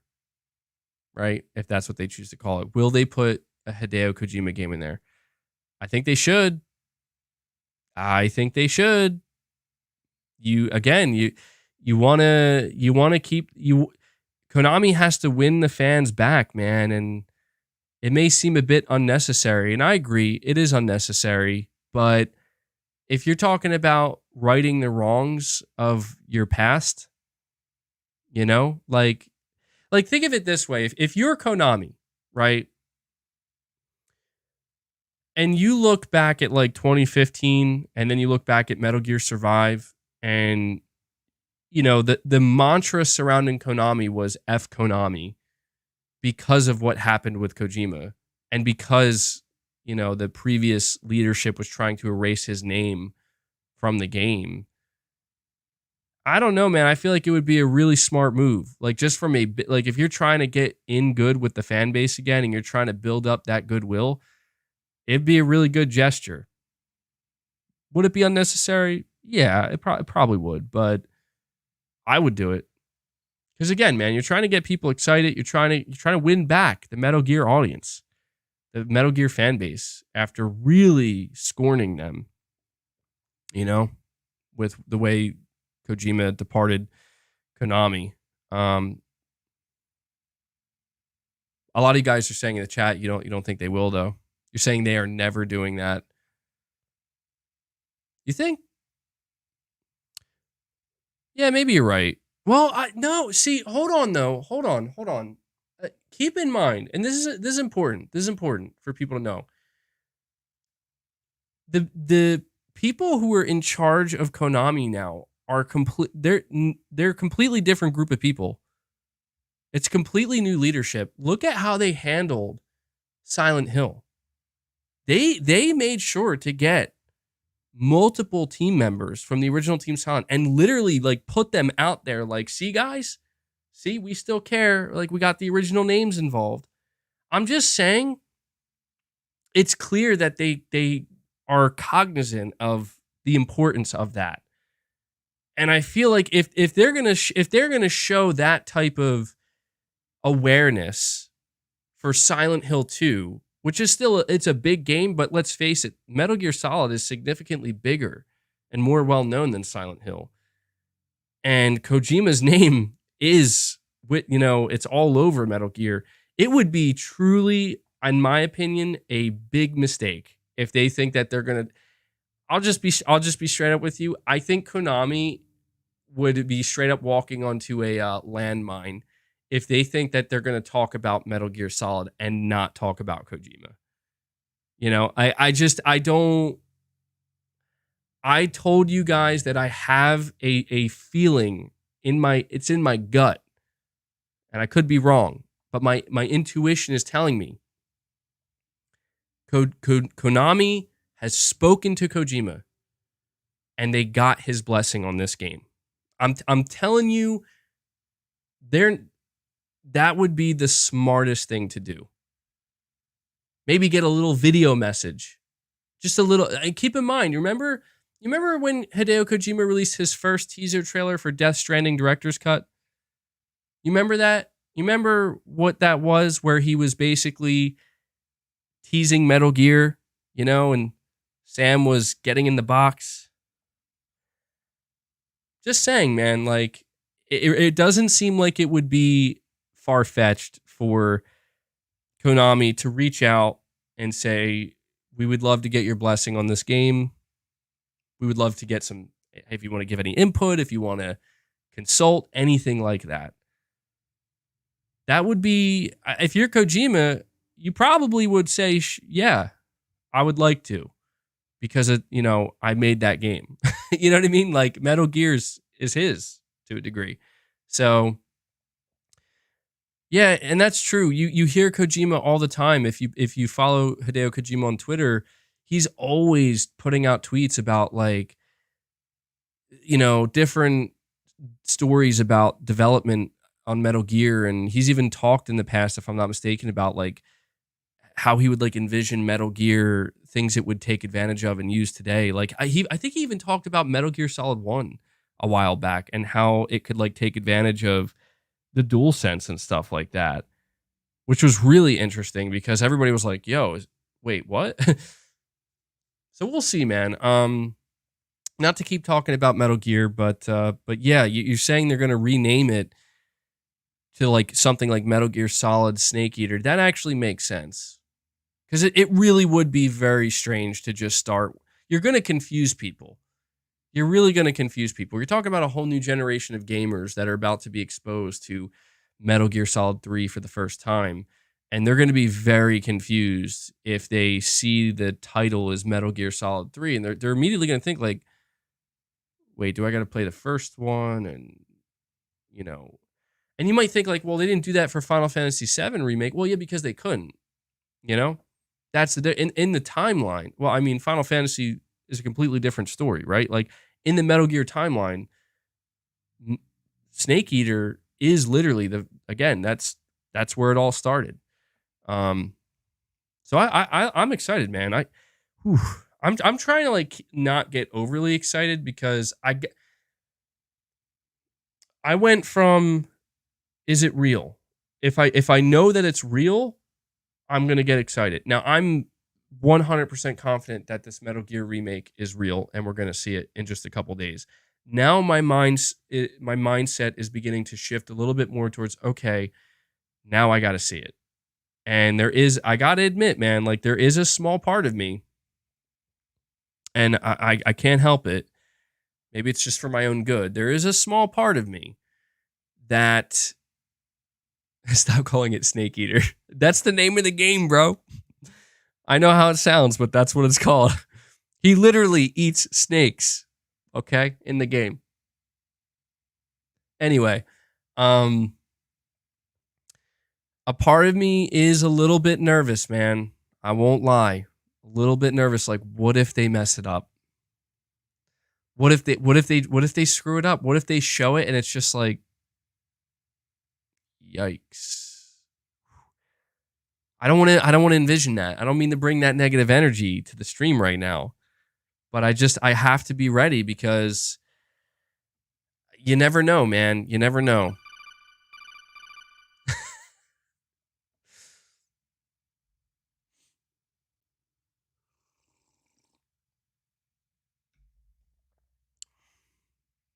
But I'm gonna try. I'm gonna remain optimistic. I'm gonna do my best to remain optimistic. It's not to bring it up, but I will again. It is the fact that I don't know how much confidence I can have in the in this studio Virtuous. I don't know. We'll find out, I guess. Orange Crush Gaming, a member for 36 months. Thank you so much. Long time membership. Really appreciate that, man. You're saying Sony just likes to watch Microsoft sweat when it comes to the consoles and games. Also, hey MBG, how's life going? I'm at work watching your broadcast. That's cool to hear, man. I'm glad you're able to catch the stream at work. How's life going? It's going pretty good, man. No real complaints. It's going. I'm just taking it a day at a time, doing my streams here, hanging out with you guys, patiently waiting for this showcase, waiting to see what new games we're going to play. Saying Sony just likes to watch Microsoft sweat when it comes to consoles and games. I think the dynamic has changed a little bit, man. I'll be honest. I don't know. I don't know that Sony... At this point, I'm thinking the focus isn't so much... I don't think Sony has too much focus on Xbox right now. I think they're still paying attention, of course. I think Sony has to always pay attention to Microsoft because, you know, they're one of their main competitors in this industry. But I think if I had to guess Sony's mindset with this showcase and, you know, everything that comes after it, I think it's truly just about like, we need to just deliver. We need to do the best we possibly can. We need to do what we do best. And I think that Sony has confidence that if they do that, they do it right, you know, they'll be fine. And I don't see any reason why they wouldn't be. But again, when we talk about what Sony does and what they do best, I mean, and again, my title of this stream, what should our expectations for the showcase be? Pretty high. Pretty high, yeah. So thank you for that, Orange Crush Gaming. Warden, thank you for the $10 super chat. You're saying Sony needs to stop lollygagging and snatch publishers like Capcom and Konami. Stop getting these small studios before they find themselves losing out because Microsoft isn't stopping at Activision. I mean, I see where you're coming from, Warden, and I think that's a fair and viable take given the circumstances. But, you know, that's why I mentioned earlier, like, look, Sony seems to be getting themselves into a position where they're not just going to jump on buying a publisher, but they want to be in a position where if, like, they have to hit the ground running and we got to go out and find a publisher to secure, like, no, like, this isn't about third-party game deals. This isn't about buying smaller studios. This is about securing our future as a leader in the industry. I think they are, at this moment in time, beginning to set themselves up to be able to do that if need be. You know, you're saying that Sony needs to start buying publishers like Capcom and Konami now. Well, take a look at Square Enix. I mean, do we see Microsoft acquiring Square Enix anytime soon, if ever? I feel like the answer is no. I feel like Square Enix wouldn't even bother. They wouldn't even. First of all, I don't know that Microsoft could acquire a Japanese company. All right. I don't think they could. A publisher, that is. I don't think that's possible. I think Sony knows this, and that's why I think Sony is taking the strategic route of rather than trying to buy these publishers, getting good with them. Create very, very strong partnerships that in some ways can be more beneficial, right? I mean, mutually beneficial partnerships, if anything, could prevent publishers from wanting to sell. You know, Sony is proven to be a very important partner to Square Enix and a very supportive partner. And I think Square Enix, I mean, let's face it, man, Square Enix clearly relies on that to a degree, you know? Sony, they get to maintain their independence as a publisher, but they also get to kind of have they kind of get to have their cake and eat it too in a way. And that's why I think it's always important to pay attention to. You're right. If the Activision Blizzard deal goes through, Microsoft won't stop. You're absolutely right about that. But we do also have to keep in mind that it's also very much about, do we want to sell? Do we want to be purchased? Do we want to be acquired? Bethesda did, right? Activision Blizzard still does.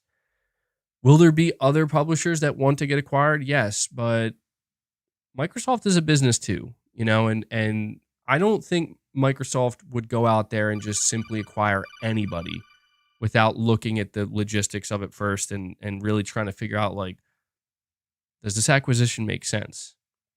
I think, when you look at Bethesda, when you look at Activision Blizzard, and you look at Game Pass, it's like, oh, well, yeah, that makes sense. Like, I don't know that Microsoft would jump at the opportunity to acquire Ubisoft.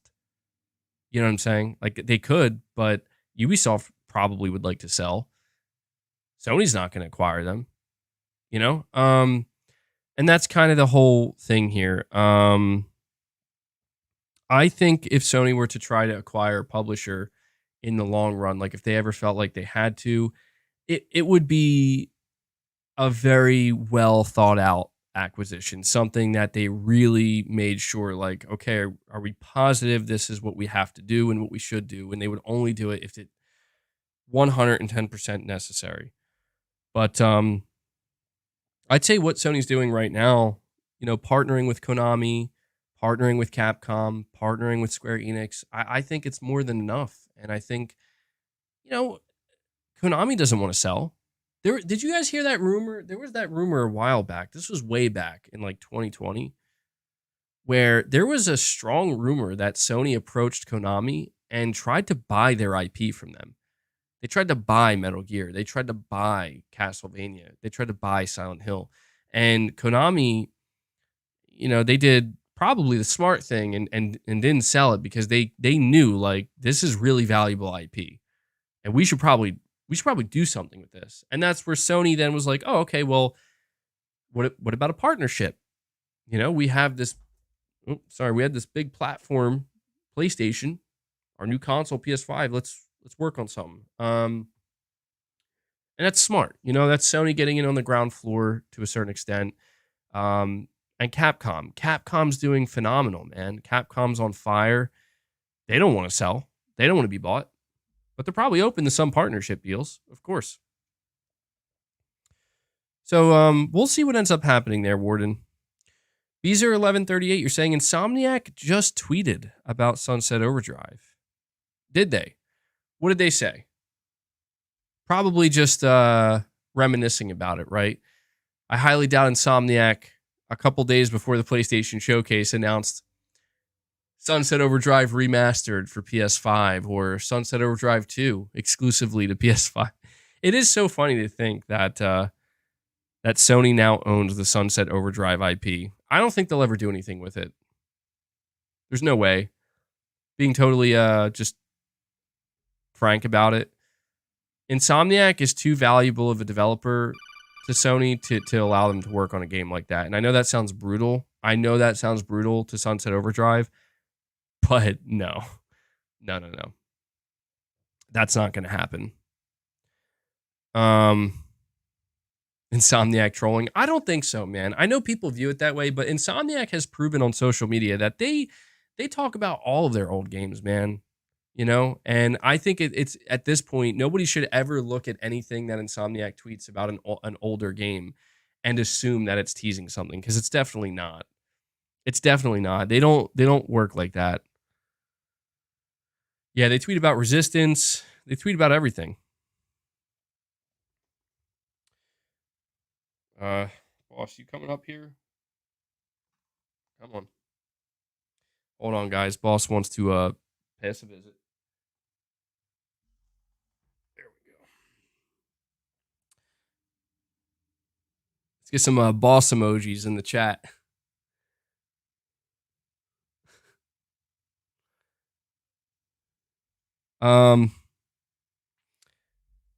Victor Perez, you're saying, hey, bro, you think we will. Really? Did you guys just see that? He just moved my mic. He's saying, hey, bro, do you think we will finally see the announcement and the demo drop on the PlayStation Store of Silent Hill: The Short Message this Wednesday at the showcase? That's a great question, man. And I haven't talked about this in a while. So apparently, the Silent Hill short message was removed from the ratings boards. And whatever this was, I don't know, man. Like, it seems like it may have been canceled. I'm very confused. Like, I have no idea what this short message was supposed to be, if it's still a thing or not. It's true that we've heard about it multiple times. It was rated multiple times, but just nothing ever came of it. And it's interesting because, yeah, we are getting the showcase coming up. I don't know, man. I really don't know. That's a great question. I didn't even think of that. Well, I'll put it to you this way: if that Silent Hill short message thing has it been abandoned? Yes, it's been abandoned. Oh my God, we can't get away from it. We can't get away from it. If it's still a thing, I'll put it this way: if this Silent Hill short message situation or demo or whatever it is, if it's still a thing, I would expect it to show up at the showcase. It comes full circle. Yes, it all comes full circle. Oh man.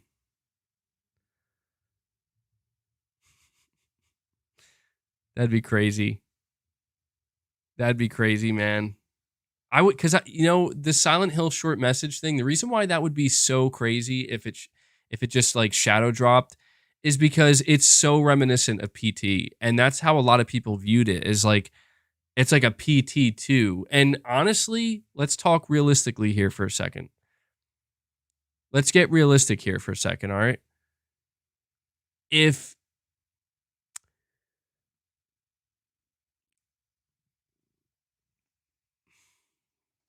again, let's get realistic.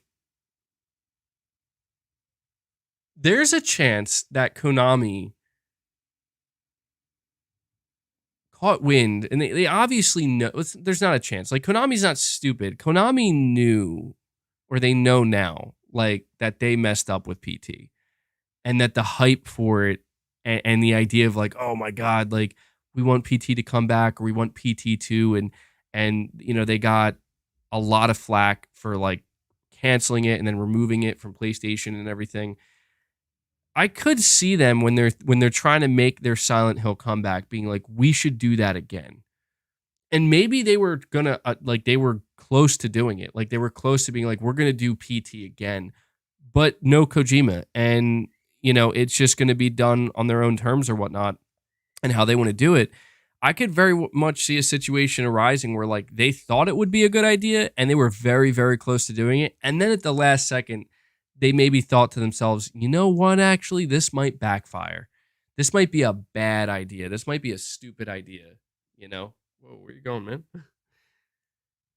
That's just like trying to be like, assuming, like, if we're going based off the assumption that it's true that Kojima has absolutely nothing to do with Konami anymore, and obviously all the rumors of Kojima having anything to do with Silent Hill, they were all fake. It was all nonsense. Then realistically speaking, that could be what Silent Hill: The Short Message was supposed to be. It was supposed to be like a kind of a PT-esque type demo. They thought they could recapture that hype, get that lightning in a bottle again, but then they maybe took a step back and were like, you know what, maybe this is a bad idea and we should just not do it. That's just a thought. But yeah, I haven't thought about that in a little while, man. We'll see if it ends up being real or not.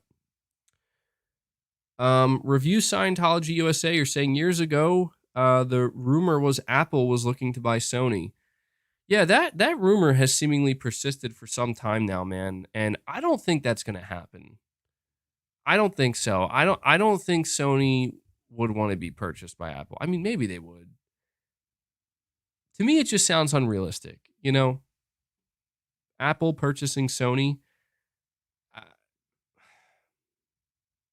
I mean, some people you could make an argument that maybe that could work, but I don't think so, dude. It sounds very unrealistic to me. MBG was saying he's getting a cat tree. Very, very, yeah, literally, hopefully within the next week. I've been having to look around to find the perfect one. I think I found it. So it should be here this week. It should arrive this week. That's my hope. Unless it gets, the shipment gets delayed or something. A PlayStation cat tree. Yeah, guys, I had a custom made. I got a cat tree that's in the shape of Mark Cerny. I'm kidding. I hope everybody knows I'm kidding. I feel like some people might think that I'm not kidding. I definitely am not getting a custom made cat tree that's in the shape of Mark Cerny. That would be, I don't even think that's possible. That'd be the funniest thing ever, though. Yeah, that'd be the biggest W. A Cerny tree. I got a Cerny tree, guys. All right, let's see. Figuratively literal, you're saying, I would love a new Resistance game. Fingers crossed. Would like to see Fire Sprite single player game. But what's your take on what Sony will spin off? It's a good one. It's a good one. So a new Resistance game, I'll be honest, I don't think we're getting a Resistance game. I know that sounds disappointing because I know that some people are like, why can't we get any of these classic IPs revived? But I don't expect it, man. A new Resistance game would be very surprising. I do think we're going to see a first-person shooter at the showcase, but you really like my mic, don't you? But I don't think I don't think it's going to be Resistance. You mentioned Fire Sprite single player game. Yeah, that's a good one, man. I think a lot of people forgot that Fire Sprite has a new single player game in development. And I believe it's a horror game. It's under the code name Project Heartbreak. It's a single player horror game that Fire Sprite is working on. We could see that, man. And we'll talk. Yeah, we're going to go over all that soon when we start going over all the studios. Basically transition to the second part of this. Yeah, Ballistic Moon. Yep. All right, come on, man. You can't start doing that. See, this is why I got to get the cat tree. He's like trying to chew my wire. Saying tomorrow we get more Final Fantasy 16 previews. Even more? How many more previews can they put out? We're going to get another blitz of Final Fantasy 16 marketing. You're saying, what's your take on what Sony will spin off? I mean, I feel like the most obvious one, but I do not think this is going to be there. I want to make that clear. I think the most obvious one is we're going to get like a new God of War game that's focused on Atreus, like older Atreus, and he's going to be, the main character of that game. So it'll be like kind of a God of War spinoff. Other spinoffs we could get, I mean, I would have said like, oh, maybe we'll get like a Venom spinoff game, but we know Insomniac's already working on Wolverine, so I don't see that coming. Could we get any type of Ghost of Tsushima spinoff? I don't think so. I don't know, man. I don't know. We might not see too many spinoffs. Truth be told, we might not see too many. I mean, unless you count Sony's upcoming multiplayer games as spinoffs, right? Like The Last of Us multiplayer, Horizon multiplayer. All right, let's go. Whew. I could tell he's trying real hard to bite my my cord here. He's gonna end up unplugging my mic. So yeah, we'll have to see what Sony ends up doing with the spinoff stuff. Andrew, you're saying, did Hasan Karaman really call you that one time? Yes. No joke, dude. Yeah, he he contacted me in the middle of a stream one time and asked me to change my title because my title, like I think the title I made was like this is the last time we'll ever hear from BlueBox. And he was like, nah, man. It was really weird. It was so weird. What does he sound like? He had an Asian accent. No, I'm just kidding. He did not. He sounded exactly like he did in the videos that he put out. He's a real dude. That's for sure. He's a real person. MBG, you BSing, right? No. Dude, listen to me, man. I'm not kidding. Like I talked to Hasan Karaman probably a total of like 3 times. One of which I talked to him, I think it was on a PlayStation party chat for a while. And I was really trying to like figure out like what's going on with this game here. And I didn't really get any answers. And the last couple times it was through Twitter, and to be honest, it's like looking back on it, it was insane because he knew obviously that I was like not believing anything he said. And I would have thought that like he just would have completely ignored me at some point if you know what I mean? Like it was a weird situation, dude. But yeah, he seemed like an all right dude. You know, it is what it is. I remember, dude, I think, yeah, one of the last things he did like an interview on, was it like Sacred Symbols, I think? And that didn't go very well, I don't think. So what a weird situation, man. What a weird situation. 18 May, you're saying, would you be satisfied if Bluepoint made an Uncharted sequel? Any part of you prefers if Bluepoint focused on remakes or new IP? So that's a tough one for me. Like I'll be honest, I'm not the biggest Uncharted fan. I don't know why I say like that. I'll be honest. Like I feel like that I've always been honest about that. That's always been obvious. I guess I just mean to say like a part of me feels like I would feel like I have to be excited if Bluepoint announced an Uncharted game because it's like, whoa, Uncharted's coming back and Bluepoint's working on it. But you know, I was like thinking if we get a new Uncharted game and it stars Nathan Drake's daughter, right? As an adult, obviously. Isn't that just Tomb Raider? You know what I mean? Like, so basically we're getting Tomb Raider is essentially what would happen.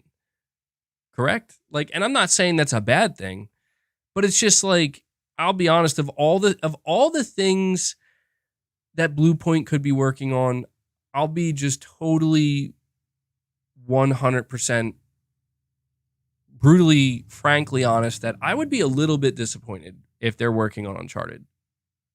Truth be told, I would be a little bit disappointed because I just feel like there's just so many different things they could do. And then, you know, I feel like Uncharted ended so perfectly that I know that there are a lot of people who'd be very excited for Uncharted to come back, but I've seen just as many people saying it's fine if it doesn't because it ended perfectly. And there's really like, I think I gotta stop saying I'll be honest. Like, if I'm being honest with myself is the best way to put it. If I'm being honest with myself, I think it's obvious Uncharted's coming back. Like, there's no way Sony doesn't bring back Uncharted. And I think there's a pretty decent chance it could be Bluepoint. I'm not saying I would be like totally disappointed, like, oh my God, I'm upset. No, I wouldn't be upset, but they would definitely have to sell me on the game because, you know, we've went through so many different possibilities with Bluepoint where it's like, could be Castlevania, could be Metal Gear, could be Bloodborne, it could be, you know, Legend of Dragoon, all this different stuff. And then for it to just be like, oh, it's more Uncharted, you know, it's like, oh, well then, you know, like I didn't expect that. But I know Uncharted's coming back. It definitely is. You know, their movie was successful. They're making another Uncharted movie. They're gonna want to get a game, you know, to coincide with that. It's too big of a franchise. You know, this is what Sony wants. Sony wants big AAA money-making franchises, and that's exactly what Uncharted is. So there's no chance it stays dormant for much longer. We'll see, man. We'll see. We'll see if Bluepoint does end up working on Uncharted. You're saying, would I want them to focus on remakes or new IP? I mean, yeah, yes, absolutely. I can confidently say that if it's between a remake of something or a new IP, I would prefer either one of those over Uncharted. That's just how I feel. You know, a Bloodborne remake, a Metal Gear remake, a brand new IP. Either, like, I'd rather have one of those three than another Uncharted from Bluepoint. I don't mind getting another Uncharted. I just frankly hope Bluepoint isn't the one working on it. That's all.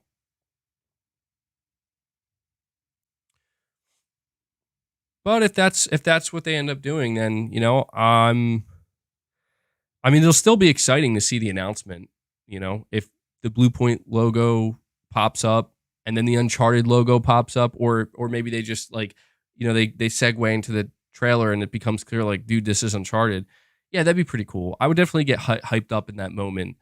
But then once that passes, I would be sitting there thinking, like, damn, you know, like, of all the things it could have been, calm your enthusiasm. Yeah. No, I hear you, man. Zanarkhan Blitzer with a 2-part super chat here. Thank you, man. You're saying, MBG, do you think that third-party developers are reluctant to port games to Xbox's platform? It's because of the Series S requirement or the weakest link? You mentioned before the devs are running out of VRAM for Series S. Last-gen devs only had to worry about PS4 and Xbox One and their higher Pro models, no lower-tier hardware. I mean, to be honest, it could be. I don't know. I wish I had a direct answer. I feel like it's different depending on each development team and each developer. I know I'm pronouncing his name wrong. We already talked about this. I know it's not pronounced Zanarkhan, but that's how I say it. We've already had an extensive conversation about this. Hold on, guys. I gotta open my window again.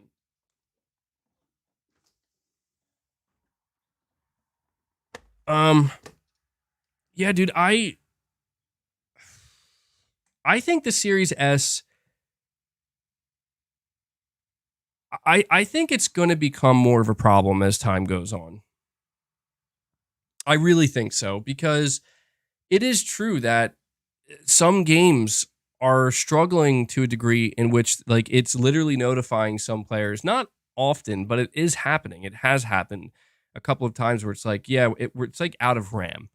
It's like out of VRAM. Like, it's just, I don't know how that happens. I mean, people say it's poor optimization. To me, it's just obvious that if we're going into the next generation of consoles, cross-gen is finally beginning to end. So no more PS4, no more Xbox One. At that point, in terms of consoles, not counting the Switch, then yes, the Series S does become the weakest link. And because of that, there could potentially be issues. Now, as to whether or not that's a reason why a development team decides to skip Xbox, I don't. You're saying it was a memory leak? Okay. Well, I guess that would make sense. Yeah. But look, like, let's get down to it though. Like, do developers not want to optimize for the Series S? Maybe. Maybe there's some developers who don't want to optimize, or it just seems like it doesn't, you know, it's just not something they want to focus on. It's not something they want to waste their time and resources on. I don't know. All I know is this. All right, because I know I have this tendency of speaking like I have all the answers. I simply do not. Okay, I don't talk to developers. I don't talk to development teams. I mean, I'm just on the outside looking in. This is what I know. There have been a lot of games released on the Series S that have ran fine and ran totally okay. at lower resolutions and lower frame rates, and there have been also quite a few titles that have had a struggle, titles that have not ran very well. And what I gather from this data and this information is it's simply, if a game is struggling on the Series S, only the developers will really know why that is. And I think it's happened enough times and it's happened consistent enough that, to me, it's not as simple as, oh, they just didn't optimize it properly. Like, to me, it has to come possibly, I mean, at least to a certain extent, it has to possibly be that maybe just some game engines are much harder to get running properly on this piece of hardware. I don't know. What I do know is that when we watch a lot of Digital Foundry analysis videos, they are, especially now these days, they are actually comparing the Series S up against the PS4 Pro and the Xbox One X, last gen consoles. They're talking more about the Series S in that context than they are the PS5 and the Series X. So, is this going to be a problem? I don't know. Some people will tell you the Series S is already a problem. Some people will tell you it's not a problem. Time will tell, man. It's either gonna get better, or it's gonna get worse, or it's gonna stay the same. And we'll know in the next couple years. Like, we're gonna get a really good idea of what's going on with the Series S in the next couple of years, because this really is the transition point where, starting now and going forward, going into 2024 and 25, we're not going to see cross-gen games.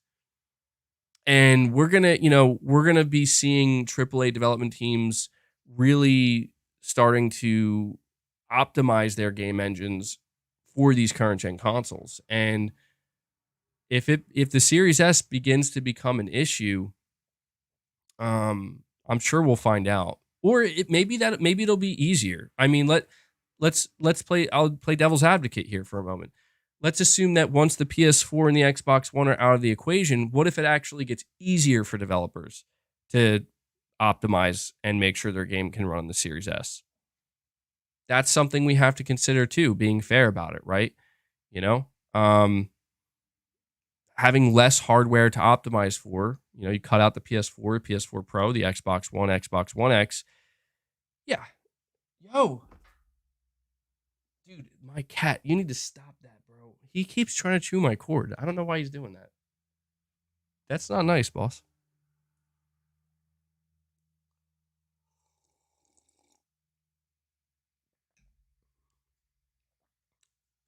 I will say this. The one thing that I've appreciated about Sony's approach with the PS5 so far this generation, and the fact that Sony didn't do like an S model of the PS5, is that when the PS4 Pro comes out, yeah, that's going to add another layer of optimization for the PlayStation console, the PS5, but it'll just be nice knowing that it's just the PS5, the PS5 Pro, and that's it. Like, I don't know, I genuinely would be a little bit nervous with PS5 exclusives in particular, because let's be honest, one of the things that Sony tries to sell us on, did I say a PS4 Pro? I meant a PS5 Pro. You know what I meant.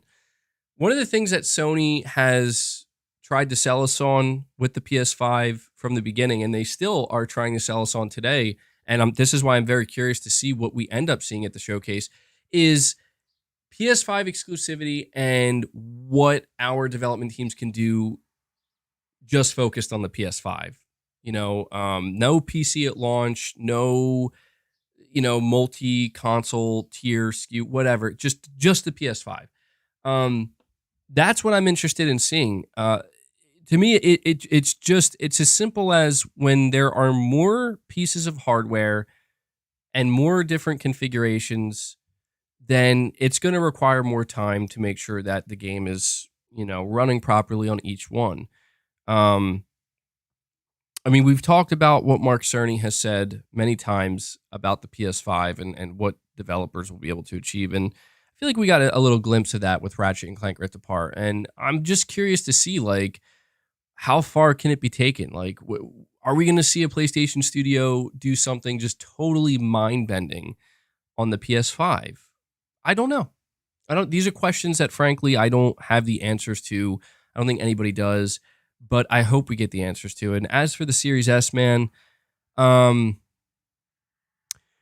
I think earlier on I had a much bigger axe to grind with the Series S, but as time has went on, I'll be honest, like I've just cared a lot less.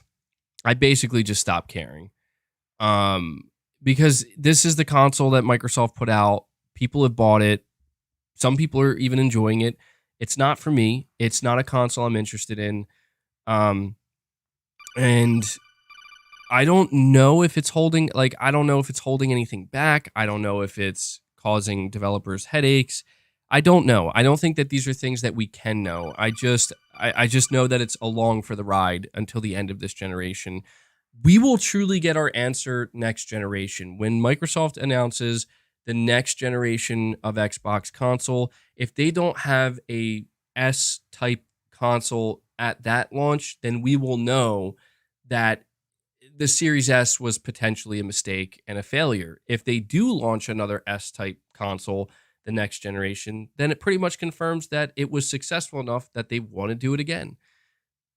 We're still in the middle of discovering what's going on with these consoles, and right now my focus is much more on first-party PlayStation and PlayStation exclusives, because, I mean, let's face it, for as awesome as a lot of these PlayStation 5 exclusives have been, a lot of them and most of them have been cross-gen, and a lot of PlayStation fans like myself have been eager to see PlayStation Studios let go of the PS4 Pro and the PS4, and let's just see. Let's just see what the PS5 can do when it's not being tethered to anything else. And of course, we had that conversation, like, are these games eventually going to go to PC? Yeah, of course. I'm sure most of them eventually, especially the bigger ones, they will go to PC. But, I don't anticipate that when Sony is revealing these games and showing them off at their showcase, I don't anticipate that Sony's going to be like, and this is what it's going to do on PC. You know what I mean? I don't think that's how it's going to go. I think it's going to be, this game was designed with the PS5 first. This is what we've done on the PS5. And then maybe years down the line, they'll say, oh, and now we have it working on PC and we're releasing it on PC. That's how I expect it to go. And I'm talking about single player games. Multiplayer live service games, and that's something else when we talk about expectations for the showcase. Multiplayer live service games are absolutely going to be at this showcase, and I'm expecting, frankly, all of them to be announced for PC. If there's any live service multiplayer game that isn't announced for PC, I would be kind of surprised by that. I would, because these are live service games we're talking about, It's all about the player base, especially if they're free to play. MBG Red Gaming Tech just put out a video saying the PS5 Pro and Xbox Series XL. Oh my God, is that really what it's going to be called? The Xbox Series XL are real. He's giving more details about the PS5 Pro. Yeah, I'll have to look into that, man. Get some of our first details about what the Pro is going to have inside of it. PS5 Pro with auto remaster built in. There you go. That's a nice feature. But I appreciate the super chats, Blitzer. I do. Parasolo, you're saying this will be the longest 3 days of my life. I hope the wait is worth it. Yeah, the waiting is tough, man. But we've waited this long. For me, dude, there's no way they name the Xbox the mid-gen refresh the Xbox Series XL. Oh my God. A part of me hopes that they name it that, because it would be the funniest thing ever. That would be so unbelievable. The memes would be unhinged if they did that. Yeah, but that console, if it was named that, just straight up would be a meme. But yeah, we're 3 days away from the showcase, and you know what they say, the waiting is the hardest part. It is difficult. Like, the wait is getting tough, but the way I view it is we've waited for like over a year and a half at this point. A couple more days is nothing. To me, it's like I'm trying to just not get overly excited, and I'm trying my best to just keep my expectations in check. Like, I have very high expectations, but I don't feel like any of my expectations are truly unrealistic. I don't think that anything I'm hoping or expecting to see at the show is, is just totally absurd and like no chance whatsoever. I've seen some people really saying that they do think this show will be a disappointment or will be underwhelming, and it's like, so this is where I want it to well, actually, you know what? I have a couple more super chats. So I'll finish up these super chats and then I'll basically give my final thoughts on this whole conversation about expectation. And then we're going to move on from that to talk about, we're going to go over every single PlayStation studio and what they're working on and the likelihood that they'll show up at the showcase. But let me get through the rest of these super chats. Treble Champ, you're saying, yo, MBG, why aren't there more leaks on partnerships? Surely if there is one Microsoft had tried to make, if there's one Microsoft that tried to make a deal and find out Sony got there first, pro consoles are needed. We are 3 years in, and are ready. You know, it's interesting that sentiment, Treble Champ. I don't know that many people would agree. A lot of people feel that it's way too soon to get mid-gen refresh consoles. I try to remind people that, like, if the PS5 Pro, well, it is real. It's not coming out at the earliest till late next year. So it'll be like 4 years into the generation by the time it comes out. I think it'll be fine. I think people get a little worked up about how it's like, it's like, oh my God, it's so bad. It's like, it's fine, man. It's fine. It's not going to be a big deal. People who want it, they're going to get it and it'll be fine. If you just stick with the regular PS5 and you don't get a Pro, you're going to be perfectly fine. No problem. But you're basically asking, why aren't there more partnership leaks? Well, I don't know if you guys have noticed, and I hope I don't jinx it, but we are just 3 days away from the showcase and pretty much nothing has leaked. That's kind of crazy. Like, Sony, I don't know what they're doing over there to ensure that things don't leak, but I mean, you mentioned partnerships. I mean, yeah, you could infer that maybe if Microsoft is talking to any of these publishers that, they would find out one way or another that this game got secured. And I don't think Microsoft themselves would leak anything. That'd be pretty petty of them to do that. I don't imagine they would. They would keep it professional. But I will say, like, I mean, yeah, the stuff regarding, okay, well, I guess what I mean to say is the way that we've been getting PlayStation leaks has been kind of strange. Like, we've been getting PlayStation leaks where it's like this document leaked out and Ballistic Moon is working on something called Project Heartbreak. It's like, I like that leak because it's like, it doesn't reveal much of anything, but it gives us just enough information that, oh, they're making a horror game. And that's fine. I mean, we've heard about Twisted Metal. Of course, we have the Konami stuff, but I guess I'm just saying, like, it is a bit surprising that there aren't like major leaks. And I think that Sony has been working really hard to ensure that major leaks don't happen. And frankly, I don't want them to. We're so close. I'm not waking up tomorrow or Tuesday or even Wednesday morning hoping that, I hope like the biggest announcement leaks. Definitely not. Even I remember back in September of 2021, the last PlayStation showcase, Wolverine didn't necessarily leak. It was leaked out that Sony had secured apparently another major Marvel game to make exclusive. And from that point forward, speculation ran rampant. So it did kind of spoil it a little bit, but it's not like it was like, there's been a major leak from a credible source that claims Wolverine is in development in Insomniac Games, and we're going to see the first CG trailer. And it didn't, it didn't ruin it entirely. It definitely took a little bit of the gusto, I guess you could say, away from it. But at this point, I'm just hopeful that nothing comes out. I hope nothing comes out, man. Like I obviously I'm going to be paying attention, and if something does leak out, I'm likely going to be exposed to it. But I don't want anything to slip, dude. I wanted this show to be a surprise, for better or for worse. That's what I want. And hopefully that's what we get. Colby Watson, you're saying one thing I think we haven't really talked about for the showcase is The Last of Us 2 Director's Cut. Also, we need an open world pirate game.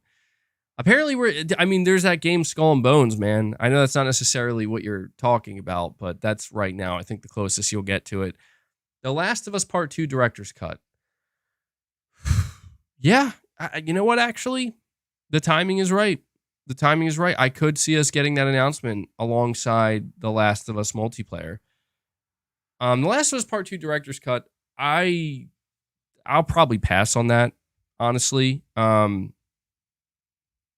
don't like. I'm just not. I don't know. I have no desire to replay that game. I think a lot of people would. If you think about it, actually, hold on.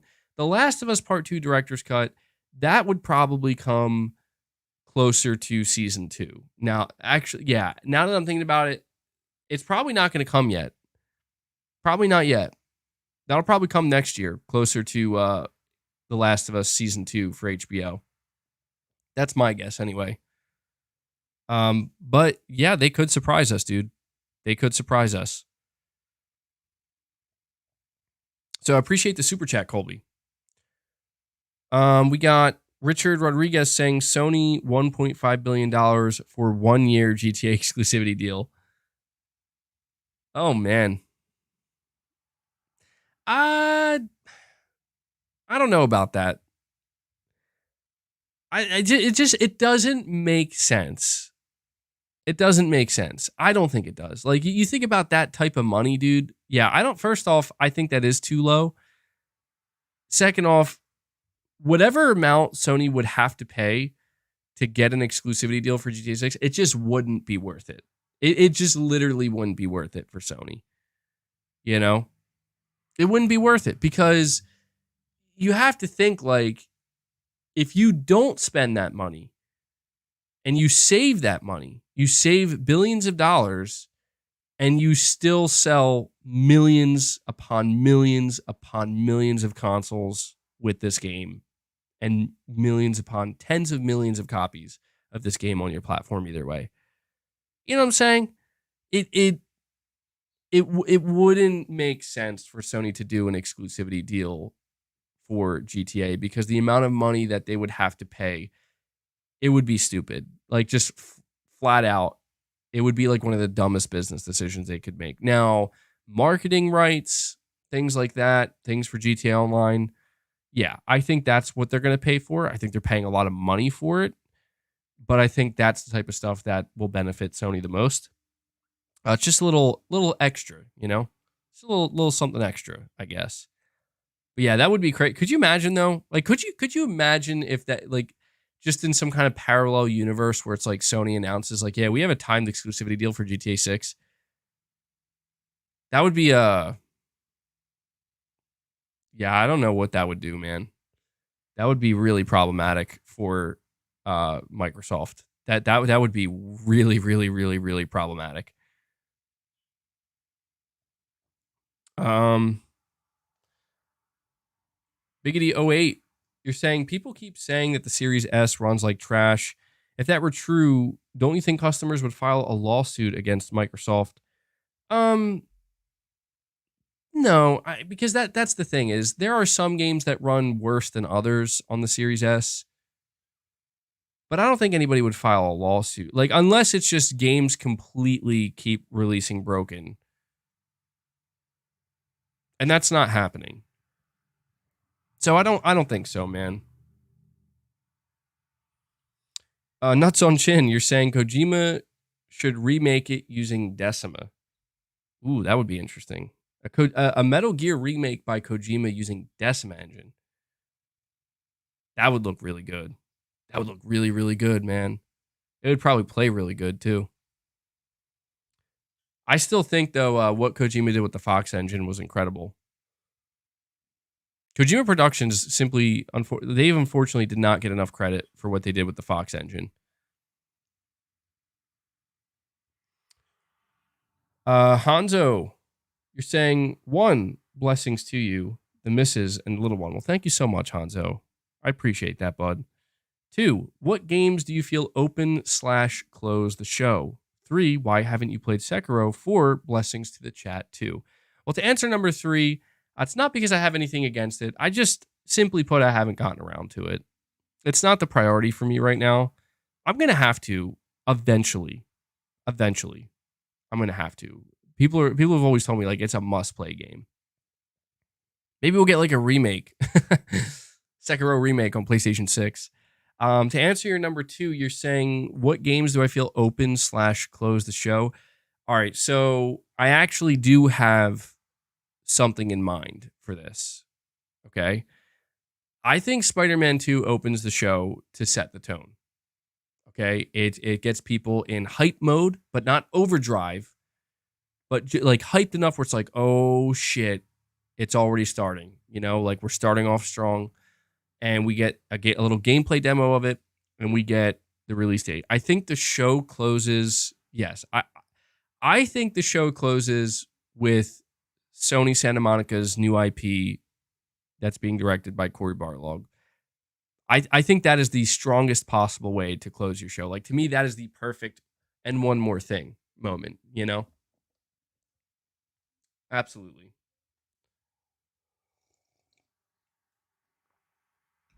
But who knows, man? That's just my guess, but anything can happen. You're saying MGS3 closes? GTA 6 closes? I think, yeah, I don't know, man. Something to me, closing on a new IP is super strong, man. Like, that's a super strong way to close your show, I think. Like, that sends a statement, I believe.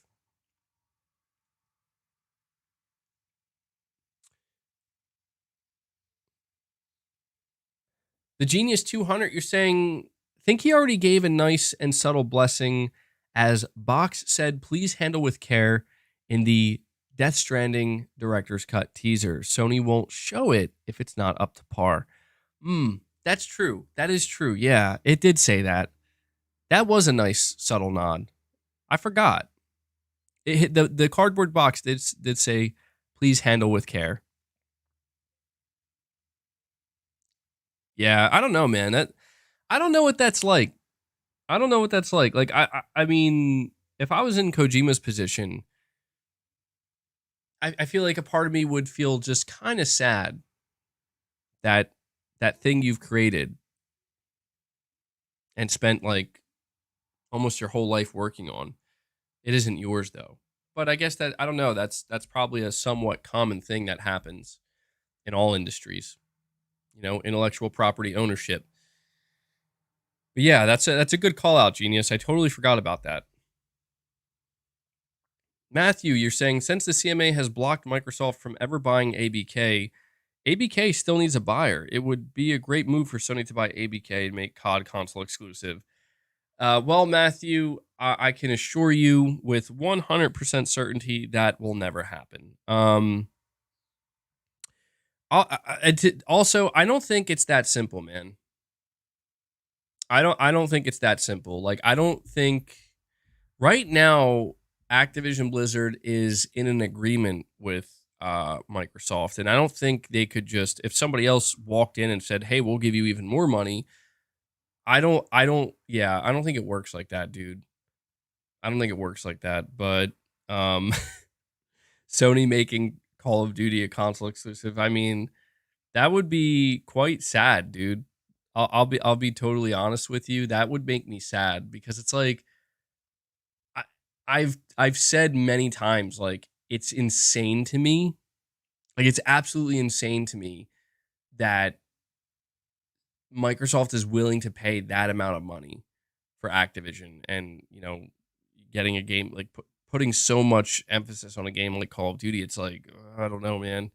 It just seems a bit too much. But yeah, so the truth is, Sony, I don't think it would be worth it for Sony to buy a big publisher like that. I don't think it would be worth it. And I don't want to see that. You know what I mean? Like that's not something that would really get me very excited if ever. If Sony ever does buy a major publisher, I mean, yeah, it'll be like a big thing and it's like, holy shit, and we'll talk about it and it'll take up a lot of the content, but truthfully, it's like, you know, like I'm more interested in their studios that they're growing, you know, that they're looking to try to grow to do bigger and better things, not studios that already exist and you know, this I just prefer Sony to like stick to the third party deals. You know what I mean? They work fine. The third party deals work fine. We don't have to buy publishers. Nuts on Chin, you're saying Sony should acquire browser. Get over it. Okay, Nuts on Chin. Dude, yeah, somebody super chats, bro.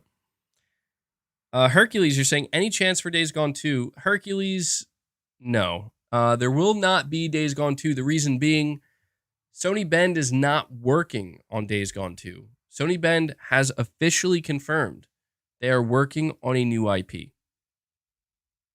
So hopefully that answers your question. And we have a super sticker from Phoenix Strong saying, wow, I appreciate that, dude. Thank you for the $5 super sticker. And Exley 3000 saying Project Awakening retweeted the PlayStation Showcase announcement. If you recall, that game looked amazing. Could be there. Yep. It's a great call out, Exley 3000, because I mean, man, it's been a long time since we've seen that game, but that game did look amazing. And that would be a game that really stands out if it shows up at the showcase. I hope it does, man. I hope it does. It's been too long. Mike McCarthy 88, you're saying Alan Wake voice actor says Alan Wake is out in October. Yeah, we did cover that a little bit earlier in the stream. Kind of funny how this voice actor just, you know, just comes out and says, oh yeah, game's out in October. JC 2013, you're saying MBG, your thoughts on the Lords of the Fallen trailer? I actually haven't caught it yet. I saw that the trailer came out and I got to sit down and actually watch it from beginning to finish. But I've seen like glimpses of it. It's looking really good. It's looking really, really good. The game, it visually, I think it's an Unreal Engine 5 game. Looks crazy good. That's a game I plan to play. But yeah, I got to sit down and watch that trailer. Watch it on stream. Actually, yeah, chat, remind me. I'll do that at the very end of the stream. I actually need to test something out. Please remind me in case I forget. I have to test something out when it comes to streaming video content. So we could actually end the stream on that note because I haven't watched the actual trailer yet. So yeah, remind me. Lords of the Fallen trailer before we head out. Josh, you're saying, I hope the main villain in Wolverine is a surprise and plays into the greater Marvel Universe villains and doesn't go with the obvious choices. I would hope for that too, you know, because we've seen Wolverine done a lot of times in different media and whatnot, and it would be cool of Insomniac to just kind of do something a little bit more unexpected, a little bit less, you know, like kind of, oh yeah, well, this is who's going to be the villain. It would be cool. You're saying you want something that plays into the greater Marvel Universe villains. I think Insomniac will try to go. I mean, I expect there to be multiple villains. You know, you look at Spider-Man. I mean, there were a lot of villains in Spider-Man 2018. So I think there could be quite a few in Wolverine as well. And with that, they could be more diverse in who they want. So I hope for that too, Josh. And then you say, I also doubt Haven's game and Twisted Metal will be revealed. Firesprite just took over production last year, and Haven just formed their studio last year. Well, keep in mind, Josh, Haven Studio, one of the things that Sony was key to point out is that they were making really good progress very rapidly. Keep that in mind. Their game could absolutely be ready to be shown off. Just putting that out there. You mentioned Twisted Metal. Firesprite just took over production last year. mm, I think that, yeah, you're right about that. But the biggest thing for me is that I feel like Twisted Metal will have to be at the show because it's going to, I mean, they have a TV show coming out. I imagine they're going to try to at least get the announcement out. I don't expect it to come out this year, but I suspect they'll at least want to let people know, like, hey, you know that Twisted Metal show? Well, we have a game too. You know, I could see that. But you might be right, Josh. You might be right. Jack Goals Fitness Vlog, you're saying a new Wipeout game. I think it's about time. That would be quite the surprise. I can't say that I'm expecting it, though. A new Wipeout game. Who would make it exactly? That's the thing that eludes me. Who would make a new Wipeout game? But yeah, it's been a long time, man.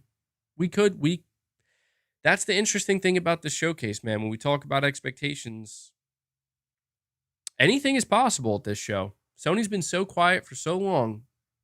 Frankly, anything is possible. But we will see.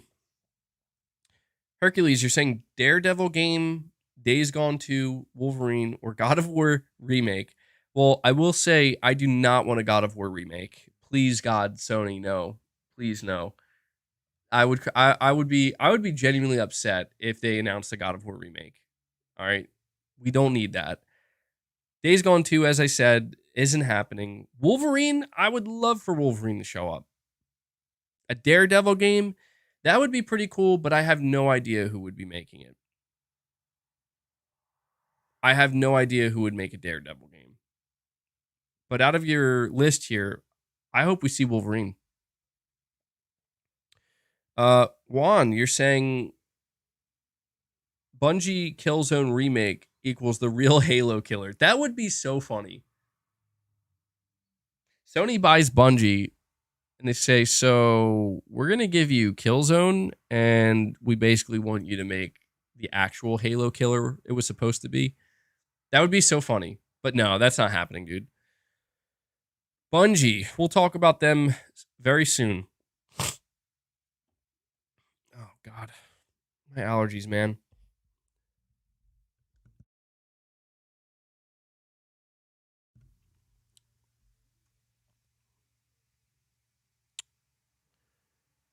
Ryan Thomas, you're saying, oops, lost your super chat. You're saying, what's up, MBG? What are your thoughts on Project Awakening coming? Going to be a sleeper hit. A lot of people forgot about PS5 exclusive. Yeah, we just talked about that, man. There are going to be, if Project Awakening does show up here, there are going to be so many people who are like, what is this game? And for those who know, it's like, if you know, you know. If you've seen the previous trailer for Project Awakening, you know that how cool this game looks. And you also know that it's because it's been so long since we've seen it, they've probably made great progress. It could, yeah, dude, you're right. It could be a sleeper hit, man. I hope it shows up. It's I think that game is being developed by Cygames. Believe it or not, one of the first PS5 games announced as well.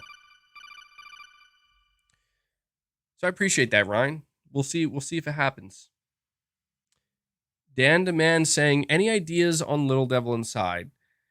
As I said earlier, it's anybody's guess. If this game is still coming, which I assume it is, I do expect it to show up at the show. Yeah.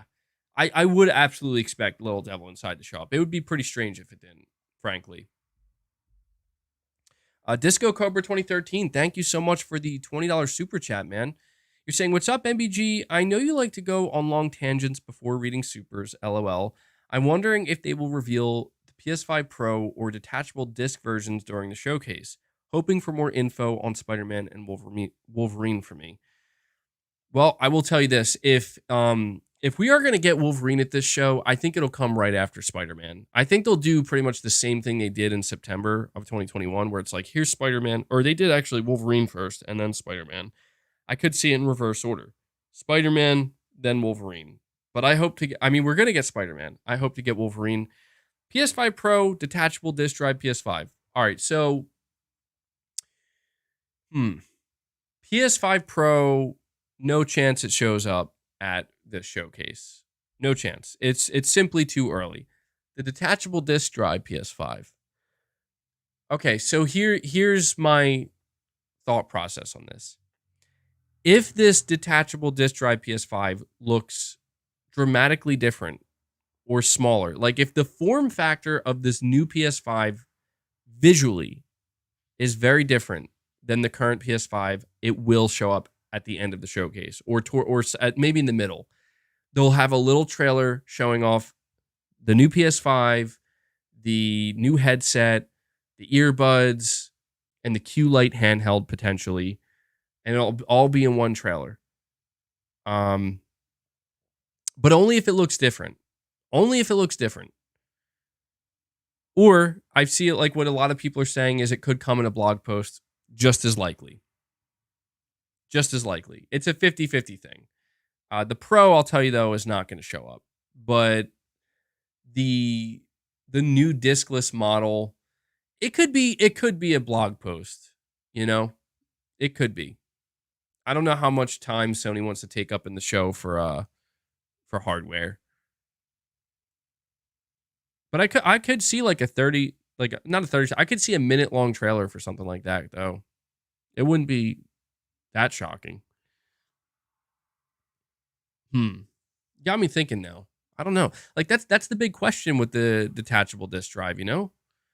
Like you really have to wonder, like, is this console going to look significantly different than the current model PS5? If the answer is no, then I don't know, man. It really would make the most sense to just do a blog post.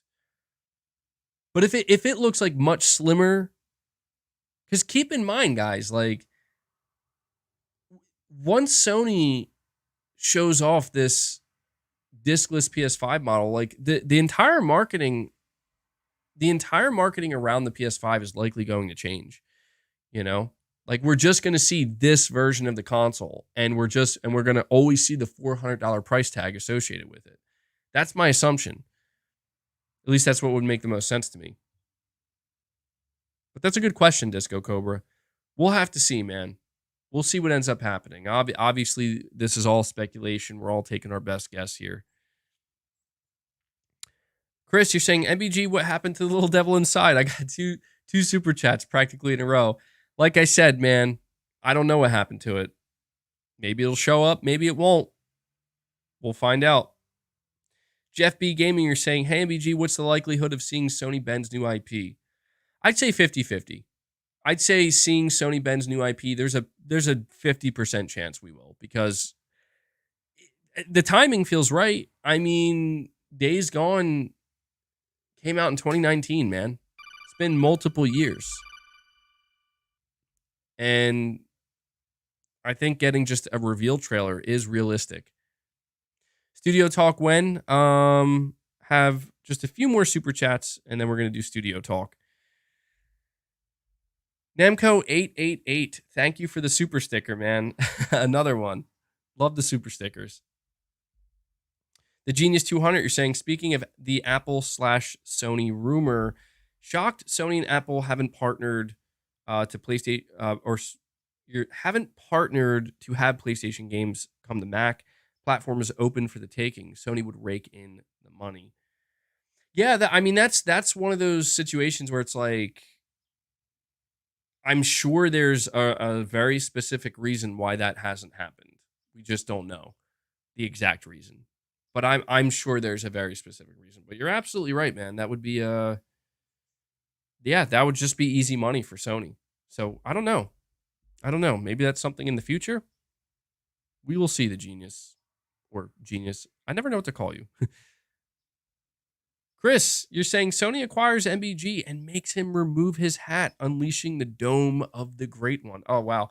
Greatness awaits. The Dome of the Great One. God damn, that is a loaded statement, bro. The Dome of the Great One. I like it, though. It's funny. The Dome of the Great One. Actually, you're saying few people game on Macs. Yeah, that might be why.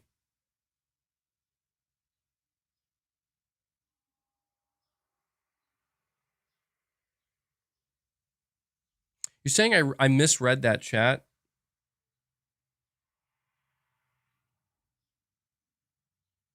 I don't think so, man.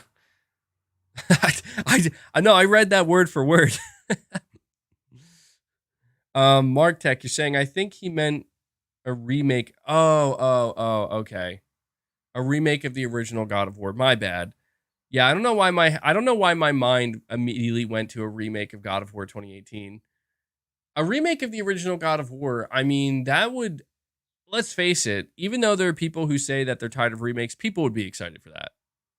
I don't think that's happening, but people would be excited for that. No doubt about it. PSP Reviewer 100, you're saying, imagine if Bungie made Haze 2, though. Oh, God. Oh, God. Haze 2. Haze 2. Could you imagine? That's why Sony bought Bungie. Yikes. Yikes. Jeff B. Gaming, you're saying, any day one announcements for games for PS Plus? I think so, actually. Yeah, I think that during the indie section, because you know there's going to be an indie portion of this showcase. I think we'll see some new indies, and I think some of them they'll have like the branding on there, like day one for PlayStation Plus. So yeah, absolutely. I do expect that. Do I think Lies of P will show up? No. No, that's a Microsoft marketed game. So it can't show up at the PlayStation showcase. Okay, so I'm caught up on all the super chats. Really quick, I just want to give you guys a reminder. Please hit that like button. We're over 500 likes, which is awesome. What we're going to do now is I'm going to go over every single PlayStation studio, tell you what they're working on, and the likelihood of them showing up at the showcase. Now, here's the way I'm going to do it. I'm going to give it either green, yellow, or red. Green means I think there is a very high chance, very good likelihood that they will show up at the showcase. Yellow will basically mean it's in the middle, 50-50 chance. They could or they could not. Red, as you probably have guessed, means it's not going to happen. You know, there's almost no chance they show up at the showcase, okay? And we're also going to go over partner studios as well. All right, so let's start here. We're going to start with Sony's actual first-party studios, not their partner studios. You're saying that's too complicated? Well, maybe I'll just say very likely 50-50 or unlikely. Either way, I'm sure you guys can figure it out. The point is, you should walk away knowing whether or not there's a good chance they'll show up.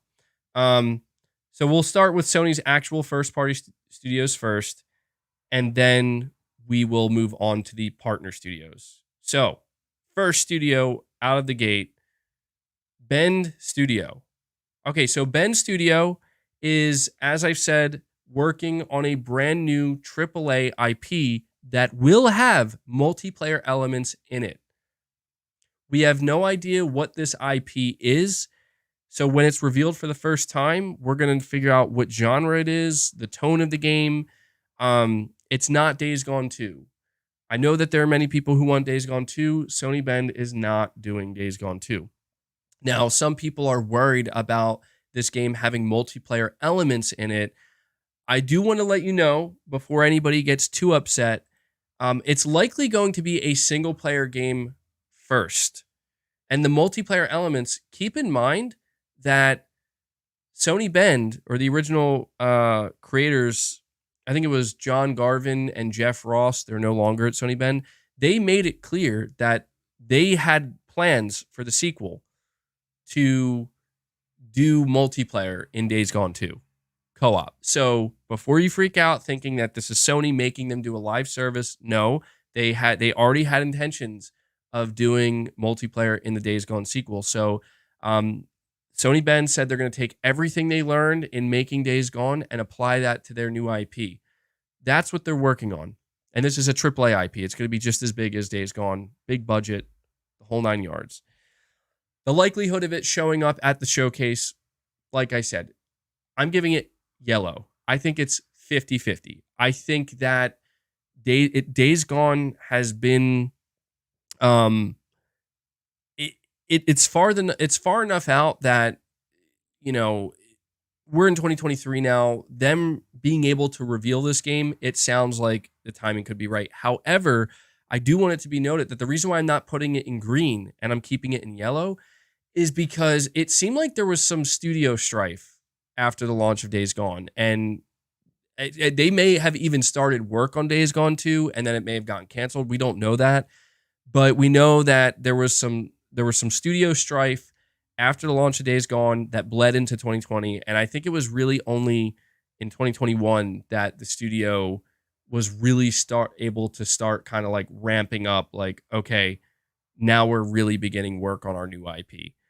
So because of that, they may end up needing a little bit longer than normal. But again, 50-50 chance that Days Gone, that Sony Bend will reveal their new IP.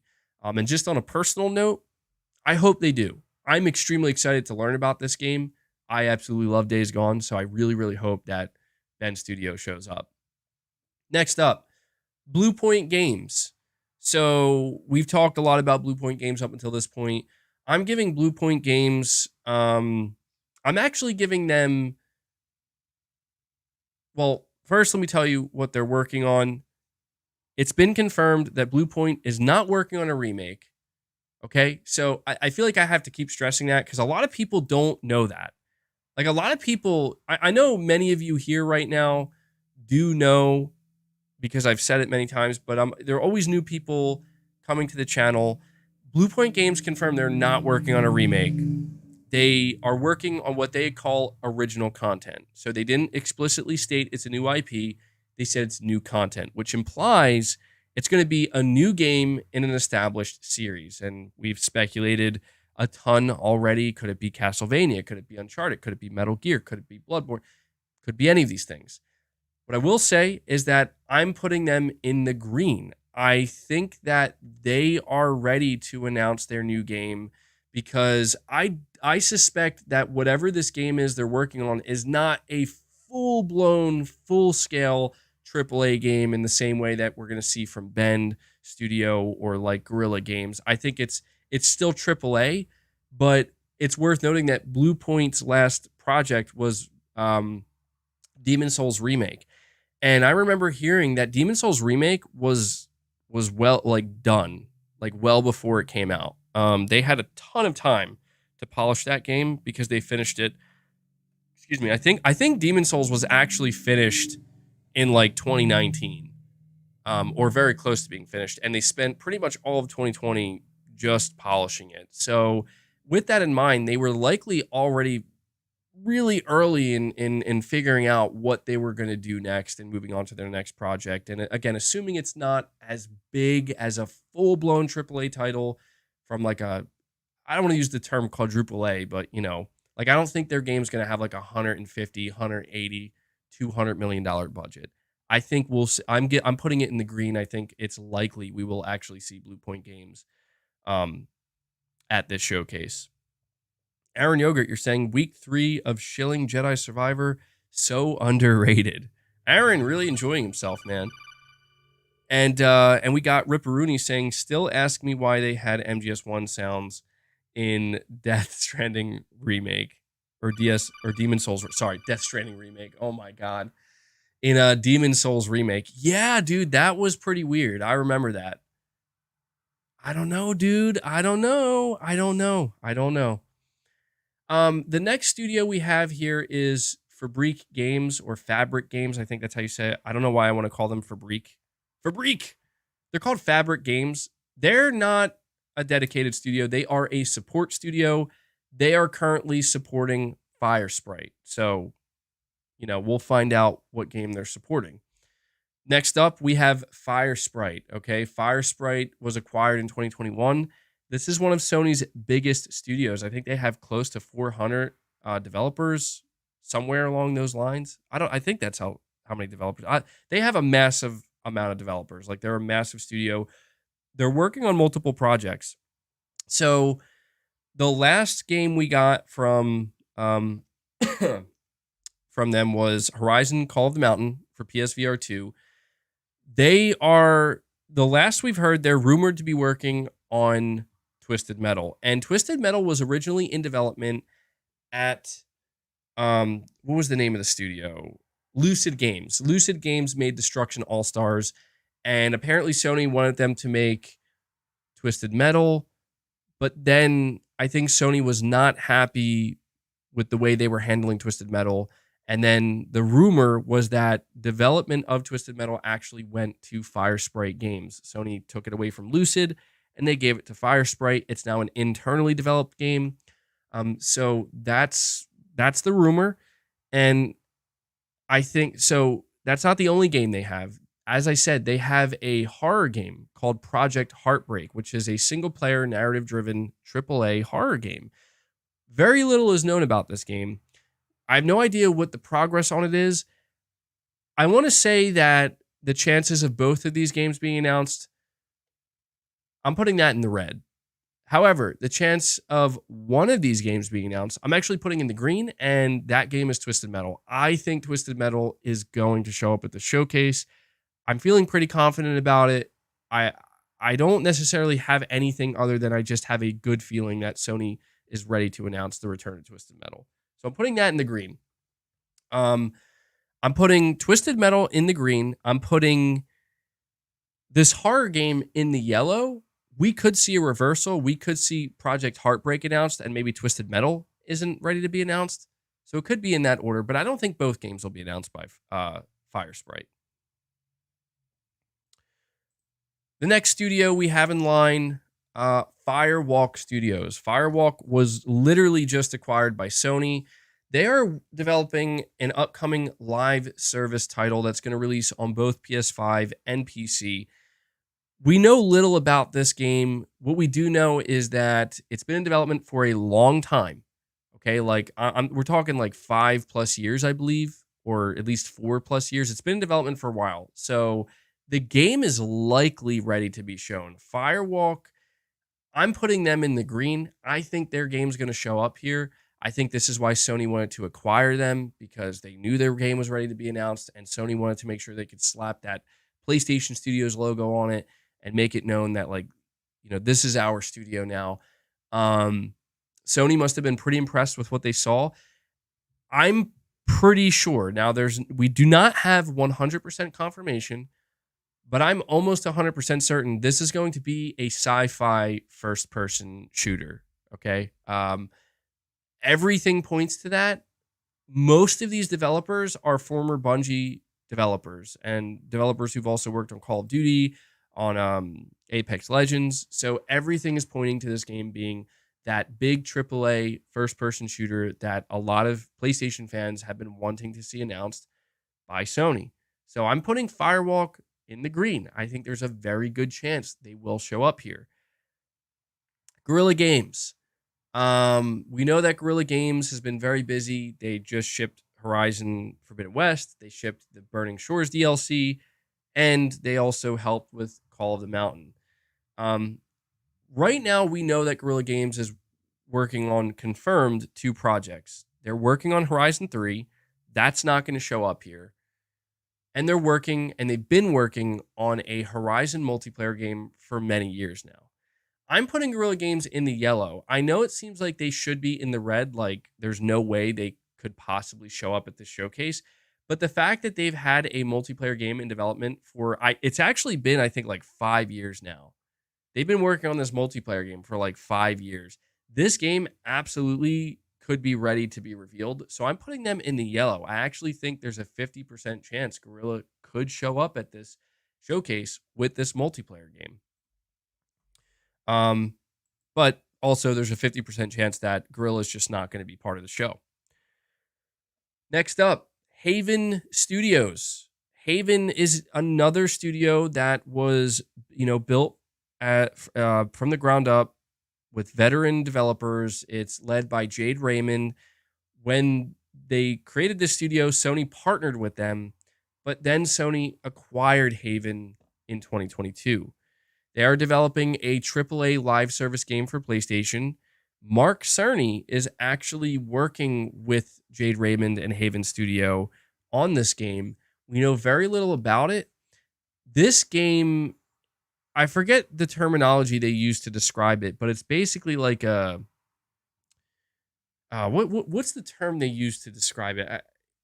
I can't remember the exact term, but basically what they're saying is that this is a game where you create your own games, and it like the way that they describe this game, it reminds me a lot of um it reminds me a lot, honestly, of Dreams, but like a more AAA version of Dreams, more streamlined version of Dreams.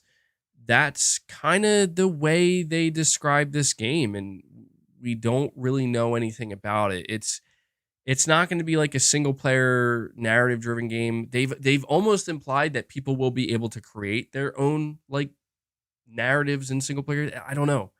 I really don't know. Um but what I will say is that this game has been in development for quite some time. It's been in development for a couple of years. Well, not when was all right. So let me back that up a little bit. The studio was founded in 2021. So when I said that the game's been in development for quite some time, I exaggerated. Okay, the studio was founded in 2021. It's been 2.5 years roughly. I'm putting them in the yellow. The reason why I'm putting them in the yellow is because I could see their studio still needing more time before they're ready for a full blown reveal. But I do want to emphasize that Sony did say one of the reasons they acquired Haven is because they were shocked at how quickly they were making progress. So Haven Studio found a way to basically utilize the cloud for game development in a AAA space, and this has intrigued Sony because this is the secret to Haven being able to work so efficiently and effectively and get things done on a much quicker time scale. I think it kind of shocked Sony so much that Sony was like, we need to acquire these guys because they seem to have found some kind of secret. Whatever Haven Studio discovered during development of their AAA title, it got the attention of Mark Cerny. Like Mark Cerny is like, I want to go figure out what these guys are working on and how they're doing this. So I think there's a 50% chance. If Sony wants to go all out, okay, I think they reveal both Haven and Fire Sprite's game. Firewalk's game. I think that's unrealistic. I don't expect both to show up, but I'm giving Haven yellow. I mean, I would put them in the red, but if it wasn't for the fact that we know they're making incredible progress, then yeah, I'm putting them in the yellow. Next up, Housemarque. Now, Housemarque was acquired in 2021. They shipped Returnal. Housemarque is currently working on a new AAA IP, another new IP. I'm putting them in the red. I get the feeling that Housemarque is going to need a little bit more time. They really proved themselves with Returnal. People really loved Returnal, and I just don't think they're ready to show their game yet. I think because they're just coming off of Returnal in 2021, and they're working on a brand new IP. They're still hiring people. They're scaling up. I could see their next game being announced possibly next year. I think I think it's unrealistic to expect Housemarque to show up at this showcase. So I'm putting Housemarque in the red, but still very excited to see their game. Next up, we have Insomniac Games. Obviously, Insomniac Games is in the green. Don't really need to talk too much about them because we know we're going to see Spider-Man 2. When it comes to, are we going to see Wolverine?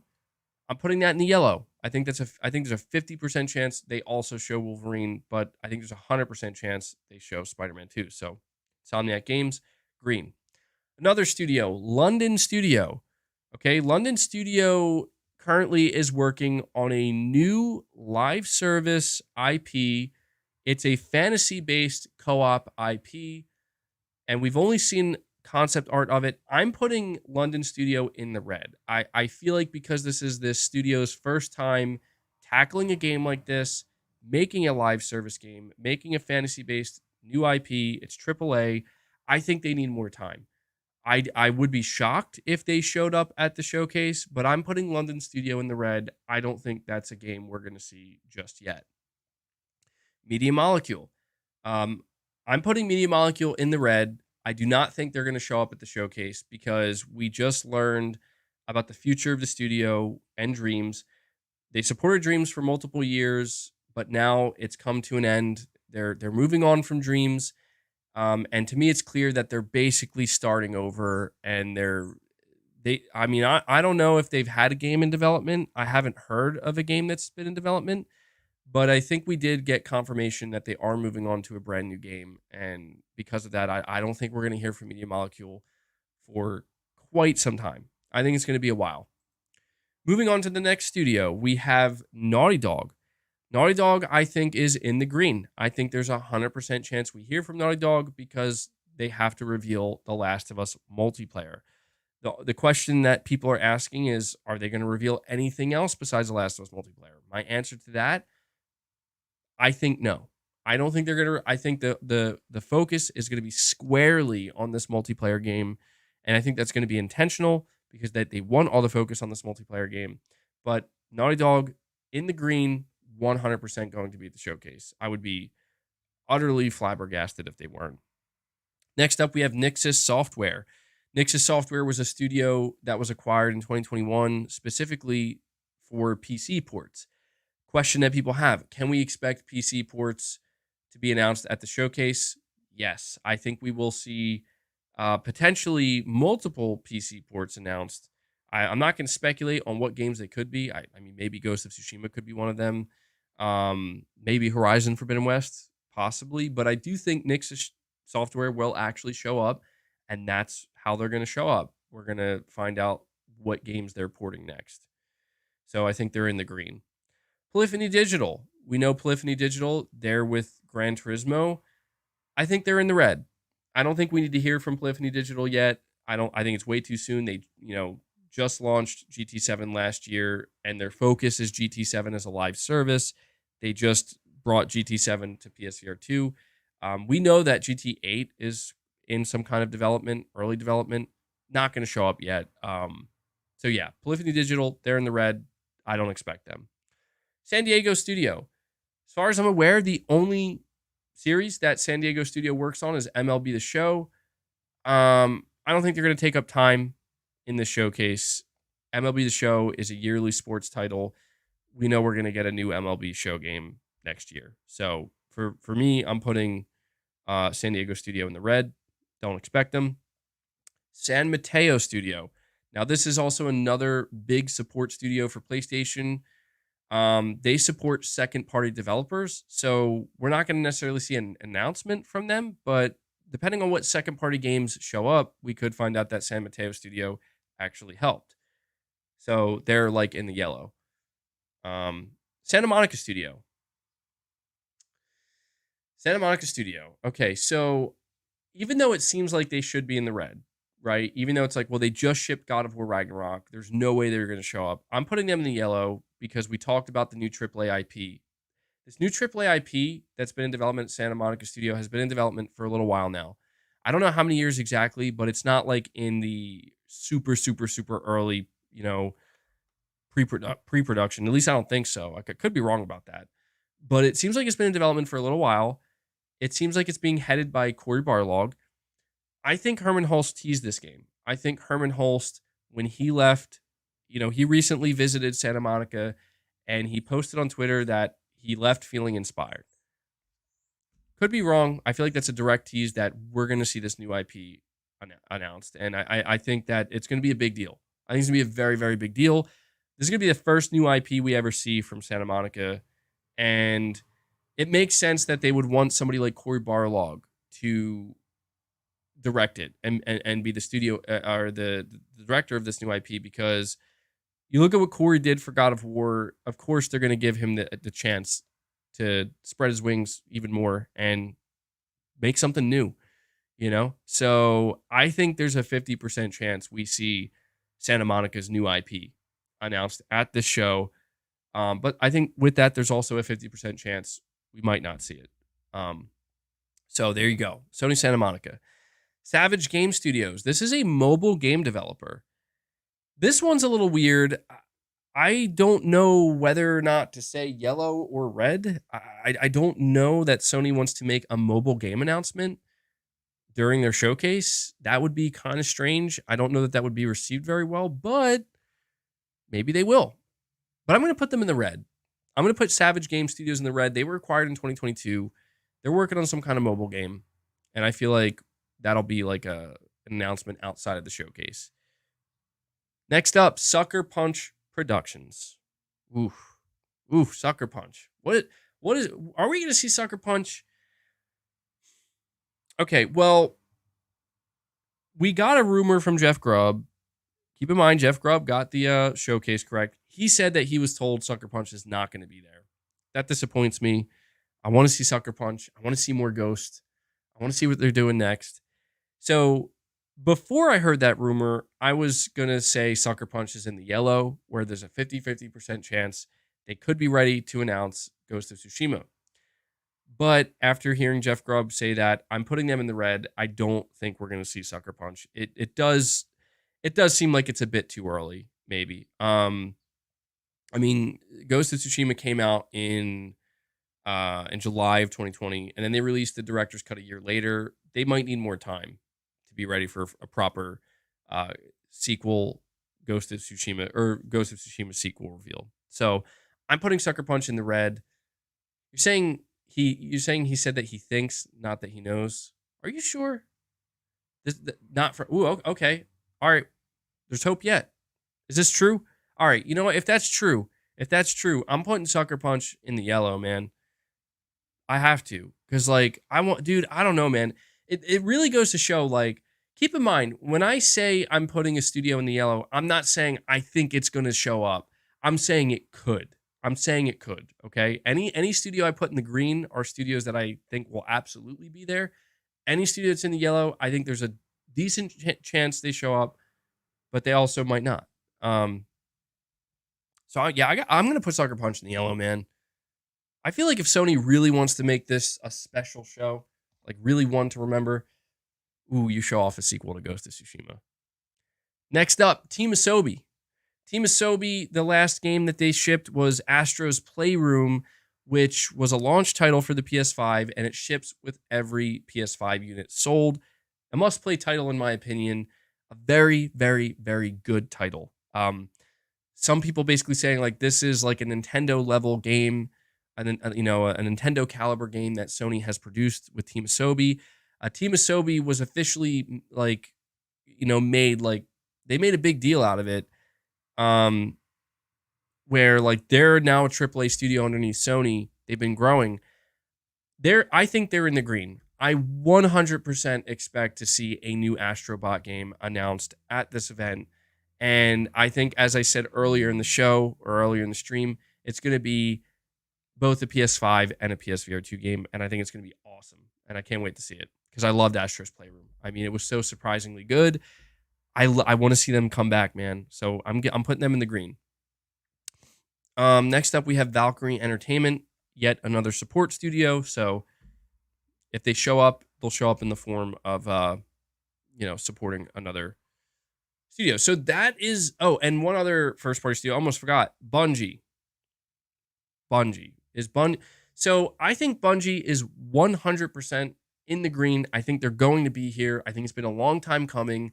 It's been a while since Sony acquired them. I think Bungie is ready to announce a new game. Now, Bungie apparently has multiple games in development. They're apparently working on a brand new IP, but they're also working on a Marathon revival. So Marathon's a really old IP of theirs that they are looking to bring back. I think one of these games will be revealed at the showcase. I'm putting them in the green. Excuse me. All right, now we are going to move on to partner studios. Now, there's an important caveat that I want to add here when talking about partner studios. Could the next Destiny expansion be there? Yeah, that could be there too. I think that would be a little bit underwhelming. But now we're going to move on to the partner studios, and there is a caveat that I have to add to this. I'm not talking indies. When it comes to indie partners, I mean, they're very unknown. They're probably going to be announced for the first time. So, there's so many different indie studios that Sony has partnered with over the years that it would take all day for me to go over them. So I guess just to get this out of the way, I do think there are going to be more exclusive, like higher tier, I guess, so to speak, like more double A indie titles, kind of like Kena Bridge of Spirits, Sifu, Bug Snack, stuff like that. And, Little Devil Inside. I think we're going to see stuff like that at the showcase. So just keep in mind when I'm going over these partners, I'm talking about triple A partnerships. All right. So let's dive into the first one. Arrowhead Studios. Arrowhead Studios is currently working on Helldivers 2, 100% going to be at the showcase. Helldivers 2 has been a long time coming. We've been hearing about this game. The big question I have about Helldivers 2, I have two big questions. Number one, how AAA is it going to be? Helldivers 1 was an over-the-head view, and it still kind of had that arcade feel to it. There's a chance that they're going all in with Helldivers 2, making it a full-blown, over-the-shoulder, AAA. It is going to be a live service game. And the second question I have is it releasing this year? Helldivers 2 seems like it's pretty close to being done. It's been in development for a long time. This game could be one of the live service games that Sony not only announces at the show. Hell, they could even... I've been seeing people ask, like, is there any chance that Sony could shadow drop something at the show? Helldivers 2 could shadow drop. Really quick, I see somebody in the chat saying MBG saying everything's going to be there. Keep in mind, again, I have to stress, if I say something's in the yellow, that's not me saying it's going to be there. I'm saying there's a chance. There's a chance. I'm just like, keep in mind, we're going over all of the studios. We're going over all of the studios. Sony is not going. Every studio that I said is in the yellow, that doesn't mean they're going to be there. I'm saying that when Sony is going through all of their portfolio, the only studios that have no chance of being here are studios that simply, there's no chance they're ready.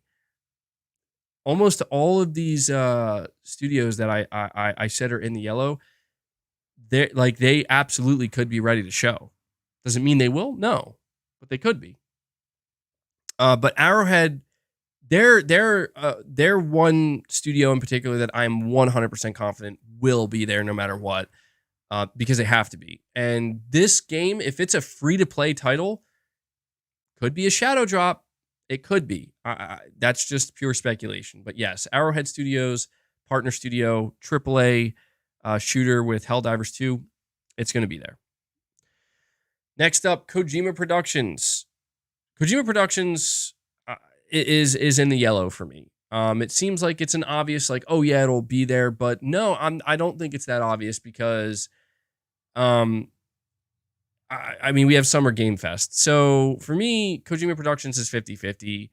He could show up at the showcase, but if he doesn't, I think he'll fully show up at Summer Game Fest with something for Jeff Keighley. So, when it comes to Kojima Productions, that to me, it's maybe he'll be there, maybe not. Big Turbo 2.0 on IG are saying should have had tile logos and color category visual. Yeah, you're right. Actually, I came a bit underprepared. This is all just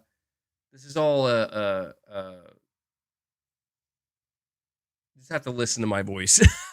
Just visualize the logos. Visualize the studio logos and the colors. My bad. I was so focused on making sure I didn't forget any studios. I sat here for so long being like, what are the partner studios? And all the first party.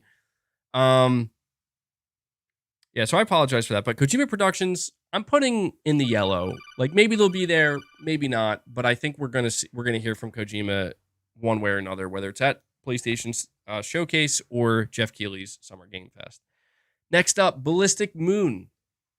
Ballistic Moon is currently rumored to be not rumored, it was confirmed actually through one of either job listing or they accidentally revealed it.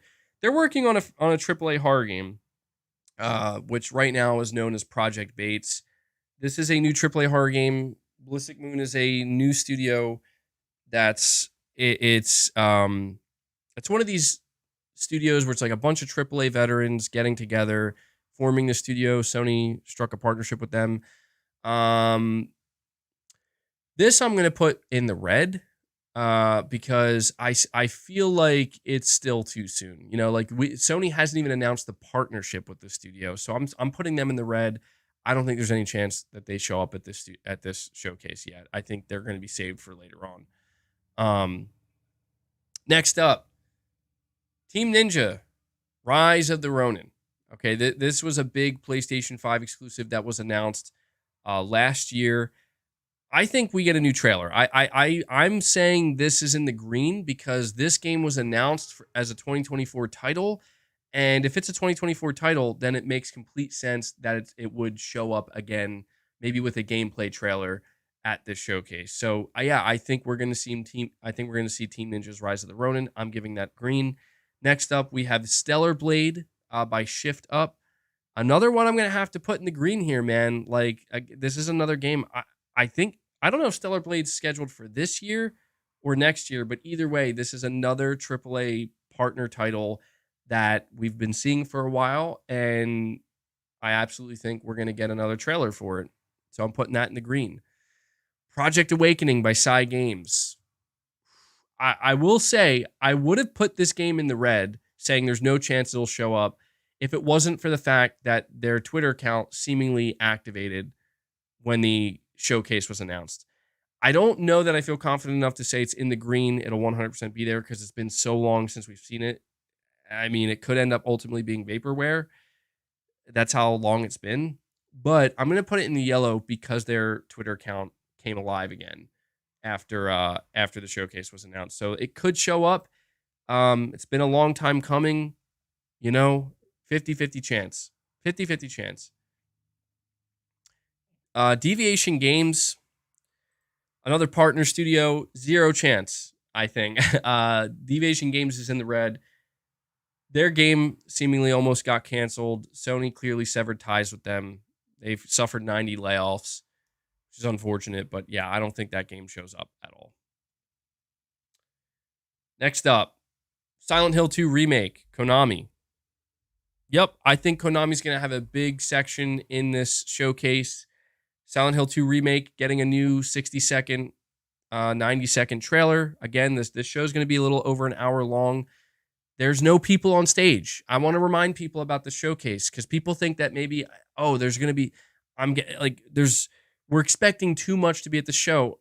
An hour and 5 minutes, an hour and 10 minutes, no people on stage. It's not a live show. It's a tightly packed, put together. There's going to be a lot of fucking announcements at the showcase, guys. I do want to let you know. There's going to be a lot of announcements, a lot of games shown. So you don't have to worry about that. But yeah, when it comes to Silent Hill 2 Remake, I think we're going to get another trailer. KOTOR Remake. I'm putting that in the red. The last we heard of KOTOR Remake, it's in complete development hell. Aspire was not doing a good job. And the game practically has to be rebooted. I think there's 0 chance we see it. And then the last one here. A lot of people might be surprised by this one. A lot of people may have forgotten. There's apparently a exclusive game in development with the studio People Can Fly. It is a sci-fi third-person shooter. Actual early alpha gameplay of this game seemingly leaked out. I'm putting that in the red. It's a real game. It's in development, but I don't think it's going to be here yet.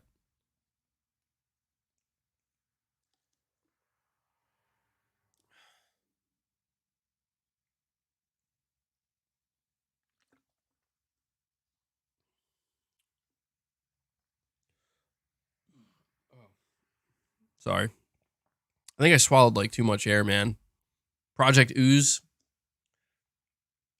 I think I'm talking too much and I swallowed a bunch of air and I got burped now. I'm sorry. That's what happens when I talk too long about PlayStation Studios.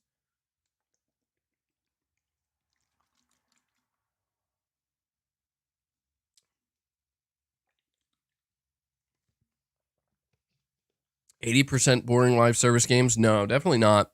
We're going to see live service games. Lost Soul Aside. Oh, yeah, that's one I forgot. Yeah, that could show up, man. That's been a while. Yeah, you're right. That is one. See, I knew I was going to forget something. Lost Soul aside, yeah, that could definitely show up. I'm putting that in the green because that's a 2024 game. So I could put that in the green. I didn't construct anything for third parties. Third parties go crazy. Who knows, man? Project Ooze was this. Oh, that's the name of the sci-fi game. Okay, I didn't know that. Yeah, so Project Ooze, Knack 3, Big Turbo 2.0 on IG are saying BlueBox Studios will be there 100%. Oh man, could you just imagine? Watching the PlayStation Showcase and seeing BlueBox Game Studios? Dude, I would literally torpedo out of my fucking chair, being like, "What?" I would go absolutely nuts out of disbelief, man. I would put my fucking head through the wall, is what you would see.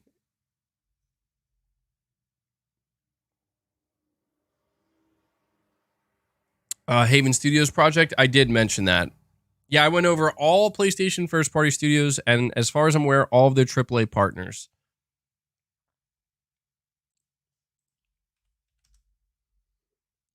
I don't think I missed any. I think... Oh, PlayStation tweeted about the showcase again.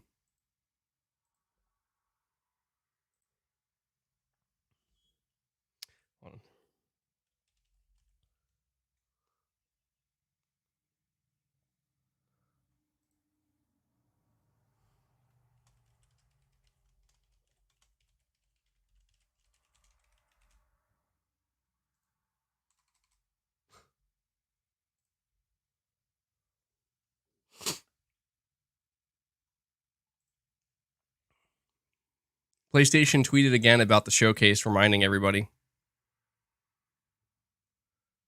Just saying, PlayStation Showcase broadcast live Wednesday, May 24th at 1 p.m. Pacific time.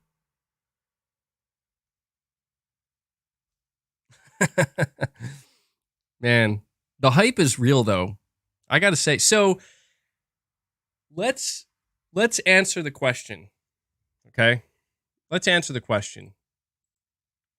What should our expectations be for the PlayStation Showcase? Well,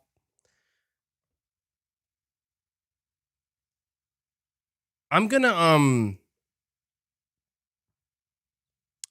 say right now that the expectations for this showcase, now listen carefully to what I say, should be high. They should be high. And the reason for this, oh, MBG, you missed the firewall. Yeah, true. Yeah, we could. So let me just really quick. One studio I did forget is what is the name of the studio? First Contact Entertainment, I think the name is. They're working on Firewall Ultra. It's a AAA shooter for PSVR 2. So yeah. So that I think that'll show up there too. Just with another trailer. And a release date. Magnum Gaming, you're saying maybe Ghost of Tsushima 2 will show up at Summer Game Fest. I don't know, man. That would be great. I don't care where it shows up, but I'll be honest, if Sony really is ready to reveal Ghost of Tsushima 2, that has to come at the showcase, man. That's like a bomb drop moment. But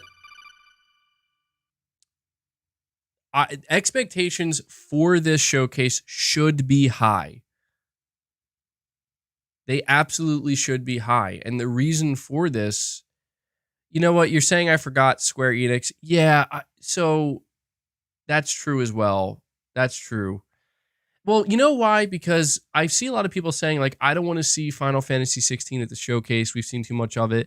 I'm in agreement. Like, I don't think we do not need to see Final Fantasy 16 at this showcase, but we will. Like, yeah, we will. Sony's going to have a ton of eyes. Keep in mind, part of the showcase is about marketing. Rebirth, yeah, I mean, I could see that. All right, let's get like another minute-long trailer for Final Fantasy 16, and then right after that, a 90-second new trailer for Rebirth. Boom. Boom. 2.5 minutes, possibly 3 minutes in total taken up a Final Fantasy. That would be great. Because I feel like people are already hyped for Final Fantasy 16. Get your obligatory Final Fantasy 16 trailer in there. Final Fantasy 9 remake. Oh, yeah. Ooh, yeah. Maybe that Shuhei Yoshida could come up and say, it's time for us to announce the obligatory massive remake that of a game I love. Yeah, I think Final Fantasy 16 is in the green 100%. Rebirth, I'm leaning more towards the yellow. Well, Rebirth actually should show up because that's scheduled as a 2024 game. You know what the craziest thing about this is, guys? Like, it just goes to show that Sony has so many studios, so many partnerships, so many different games in development for PS5 that they really could do a big showcase now and then a second one later in the year. They really could. I don't know that they will, but they have a lot of games, man, and a lot of studios. But the reason why I'm sitting here saying to everybody that expectations for this showcase should be high. They should be, because guys, don't allow yourself to expect less from Sony, because I don't think that's fair. I really don't. I don't think it's fair to, like, it is understandable that people don't want to be disappointed, but you should, as a fan, especially if you're somebody who bought the PS5, you should be going into this with the mentality of, all right, Sony, show me what you got. Because they've went a year and a half without a showcase. They haven't made any first-party game announcements in God knows how long. I mean, it's been pretty much that exact time frame, in like a year and a half. They don't have a clear roadmap for the PS5 at all, except for Final Fantasy 16 and Spider-Man 2.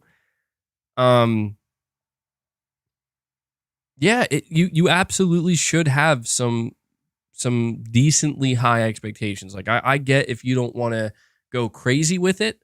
I get that. And maybe that's the smarter thing to do it. But certainly I would not have low expectations, and I would not have zero expectations. Just because it's like, this is the time for Sony to bring out the big guns, man. Think of this too. If you want a little bit of proof, like, don't take my word on it. Sony recently told their investors they're planning on breaking a record and selling 25 million units of the PS5 for the next fiscal year. That's going to set if they do that, they set a new record. Come on. How do you think they're going to do that?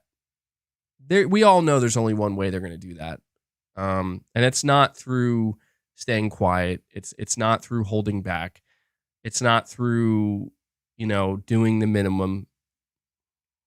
So I think it's totally reasonable. And you should have higher expectations. I'm not saying get, again, over the moon hyped, but it's okay to hope that you're delighted by this show and potentially very excited by the time it ends for what's coming to PS5. But yeah, I'm at a point where I'm at a point where I can't decide what I'm going to be more excited for. Like, I got that super chat earlier where I forget who said it, but they were like, all I want to see is Spider-Man 2, and everything else will be icing on the cake. That's what's interesting, is I'm kind of in that same boat, except I already feel like the showcase is made for me, because I'm going to get Spider-Man 2, I'm going to get The Last of Us multiplayer, and I'm going to get a Metal Gear announcement. To me, like, that's the cake, bro. Like, I don't need anything else. But the fact that there's so many other things that are going to be there, that could be there, that it's like, oh yeah. Like I said, man, A lot of icing on that cake. Richard, you're saying just say it. Don't have Xbox level expectations. Well, I mean, yeah, it's true. I mean, to be brutally honest, yes. If you're making a comparison, my expectations and my hype level for the PlayStation Showcase are well beyond, like Xbox's showcase. I feel like I will be lucky if I don't leave Xbox's showcase feeling disappointed. To whereas with PlayStation Showcase, disappointment isn't even something that I'm considering. And that's just because I pay close attention to Sony and PlayStation, and I follow them very closely. As you just listened to, I went over all of the studios. There's a lot of games in development for the PS5, man. A lot of games in development for the PS5, and it's gonna be. I think this is gonna be. I don't want to say one of the best shows ever, because maybe that is setting expectations a little too high. But I certainly believe that this show will be one of the great ones. I think it has that potential. I think it has the potential to really come out and just like set the tone. Again, this is supposed to be phase 2 of the PS5. And they even said in their blog post that they're going to be announcing new IPs. It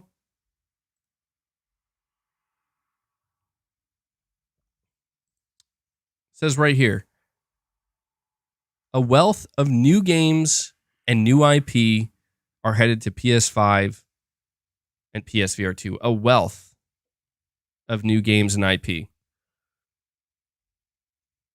It's exactly what we've been waiting for, man. So that as far as I'm concerned, Sony is giving us permission to get excited. Sony usually does a pretty good job too, trying to manage expectations with these blog posts. Like every state of play. And they do a pretty good job, like letting people know like what to expect. And I feel like this is the closest. The one thing that people were focused on with this blog post is the fact that they use the word, where is it here? Spellbinding. The show will run a bit over an hour, focusing on PS5 and VR2 games in development from top studios from around the world. Expect a glimpse at several new creations from PlayStation Studios, as well as spellbinding games from our third-party partners and indie creators. Like, that's such a strange word to use. Why would you say spellbinding? A lot of people thinking that has something to do with the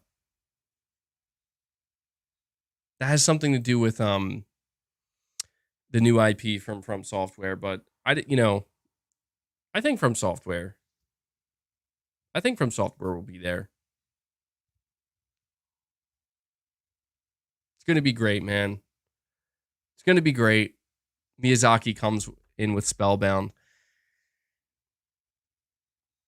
So that game Spellbound, if the leaks are true, and I don't know that they are. They're just random leaks. But apparently that Spellbound game, it's essentially a new From Software IP, and it's going to take the Dark Souls formula, and it's going to have that type of same like Elden Ring Dark Souls feel, except it's focused mainly on spells. I mean, it sounds somewhat believable. Not saying, again, I expect it. Not saying I 100% believe it, but it's like it's not the craziest thing. It's not the craziest thing I've ever heard.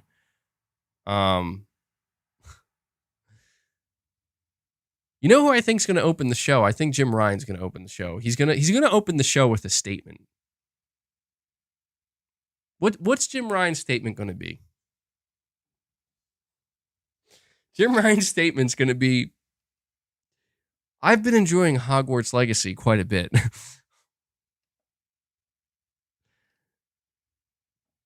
Jim Ryan's going to open the show with the GTA 6 announcement. He's going to like flex. He's going to slowly lift up his sleeve, and he's going to have the GTA 6 tat on his bicep.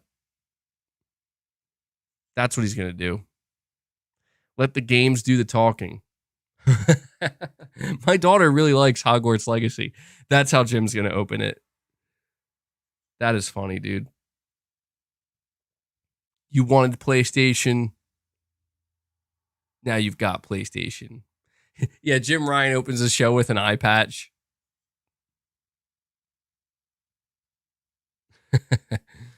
Herman Hulst, maybe. Oh man, it's so exciting. I think I'm gonna do my my showcase stream. I think I'm gonna go live 2 hours in advance. I think 2 hours is plenty of time for us to just get excited, talk about it, hang out with each other, and then we'll watch the show. It'll be a little over an hour. So by that point, we'll be at about the 3-hour mark. And then we can spend another hour or two, however long, depending on what's shown, just going nuts talking about it. Juan, you're saying cold open Spider-Man in the middle, MGS3, close with GTA 6. Could you just imagine it if they had GTA 6 as the closer? Oh my God. That would be the death blow. That would be the death rattle for anything. Dude, I would, like, Jeff Keighley would be crying, bro. Because you can't follow that up. You cannot follow that up. Summer Game Fest would just straight up get canceled, man. GTA 6 won't be there. Let it go. Don't relax, man. Relax. I'm not saying it is. I don't expect it. I don't expect it. Not at all. It's just funny to think about it, you know? It's just interesting to think about the implications it would have. You know, what if scenario. Jim Ryan opens a show. Knack 3 is real. Cut. To Die For says, MBG, would you consider streaming Sony's 2016 E3 conference before next week's showcase to see how it would compare? Also, keep up the amazing content. Well, thank you for that, man. I'm glad you enjoy the content.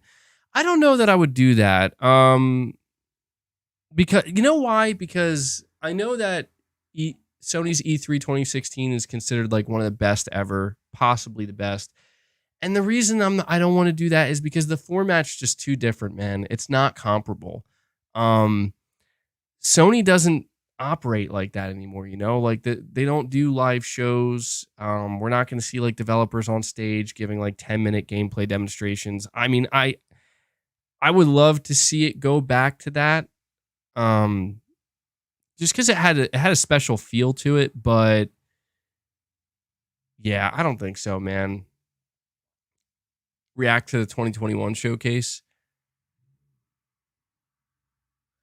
I don't know. Like, truth is, I don't know what else. I mean, I knew what I was going to do today, obviously. I don't know what I want to do, like, on Monday and Tuesday leading up to the stream. Like, I really don't know. Saying don't forget the Lords of the Fallen trailer. I won't. Yeah, we'll do that before the stream ends. Because a part of me almost wants to just like go quiet for like a day or two, and basically until the showcase, because I don't know. I feel like I've spent so much time talking about it. I've said pretty much everything I could say about it, and I feel like if I just go quiet for a little bit, sit back. I mean, maybe I could try to make a video. I'm not sure. It really depends. Each day is different, you know. Right now, it feels like I've said everything I have to say.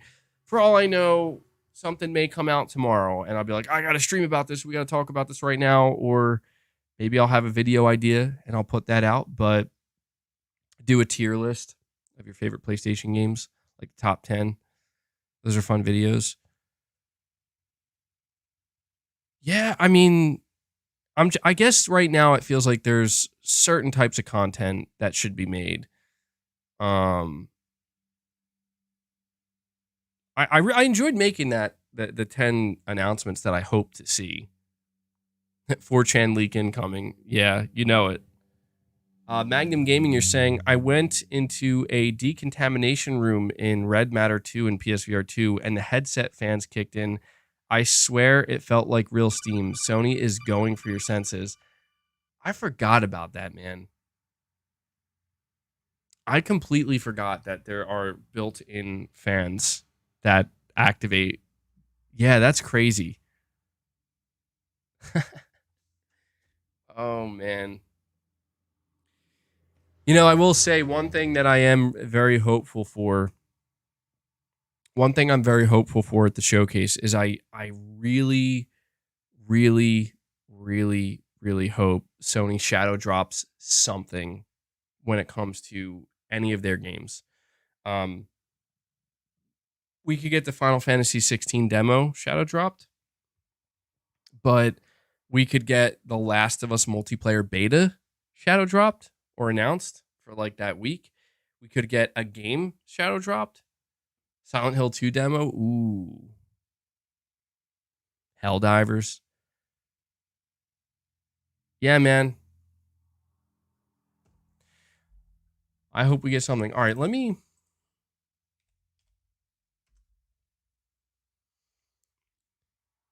give me a second here. I want to check something before I play this trailer.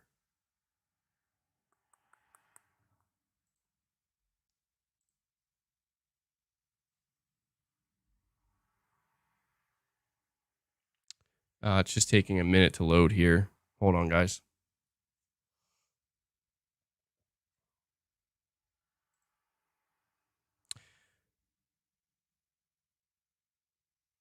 Damn, dude.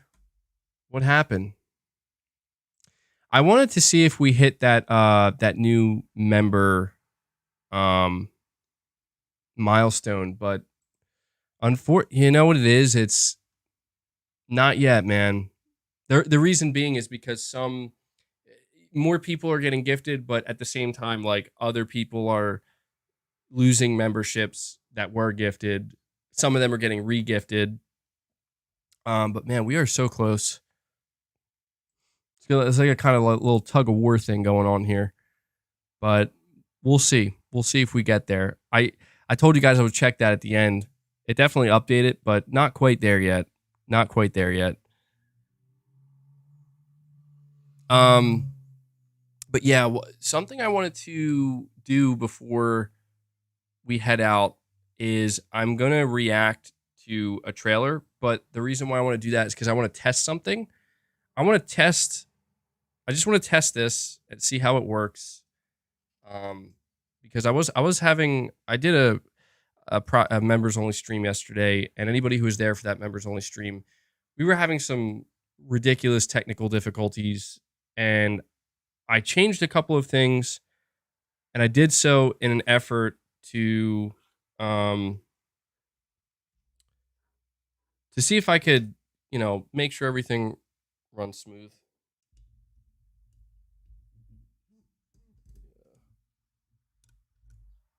Damn it. Can't plug in my damn headphones. So, yeah, I'm going to test this as the last thing we do here. Lords of the Fallen trailer. Yeah. Yeah. So give me just a moment to set this up because I'm setting it up on the fly.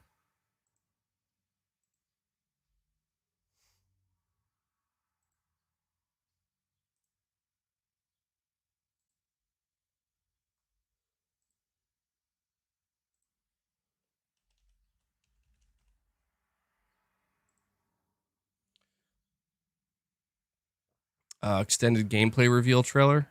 I think that's the one.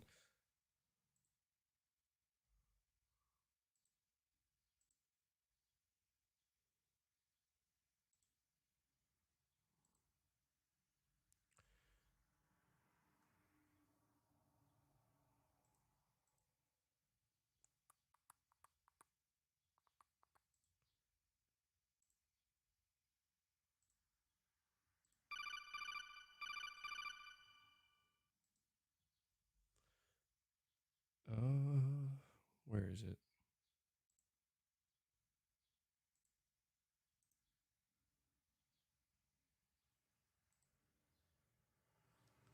All right. So shrink this for a second.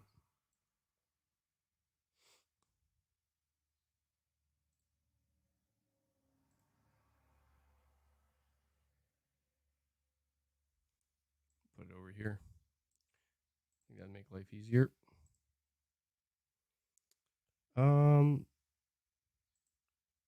Actually 3000. Thank you for the membership gift. Appreciate that, actually. I think that, let me see, that brings us up to 50 on the day. Love to see it, man. Thank you. Let's get some W's in the chat for Exley. Almost missed that there for a second, trying to get this set up. Why did it shrink like that, though? And figuratively literal, you're saying it. I second the tier list video. They're carefree and fun. I'll think about it. I'll think about it. All right, so I'm gonna make this nice and large, and then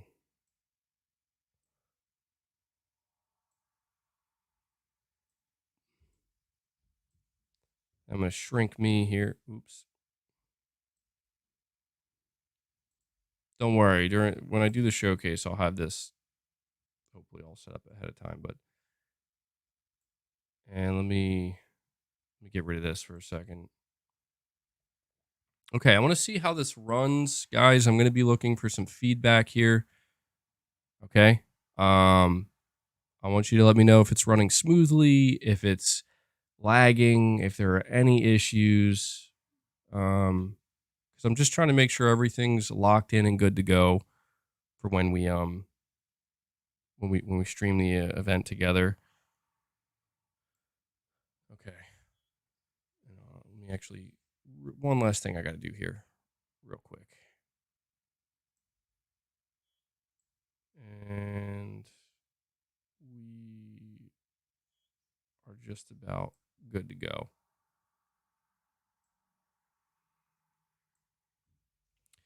I gotta let my chat catch up for a second here.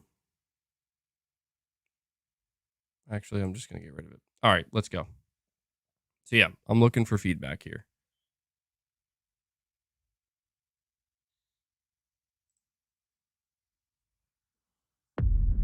Mornstead has fallen, its great army decimated by the legions of Adir, the demon god. But one light still flickers in the ever-growing gloom, the light of the Dark Crusader.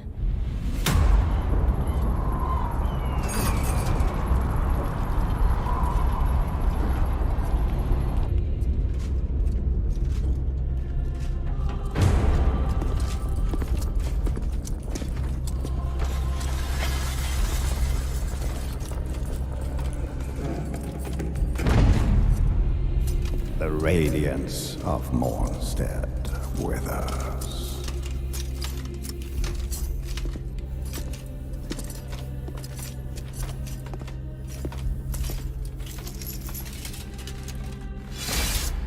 Idir's darkness threatens to desolate our world. Ascend to Aureus, my child. Damn, the armor looks pretty sick. As his holy redeemer.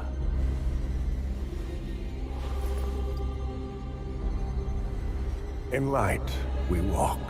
In light we walk.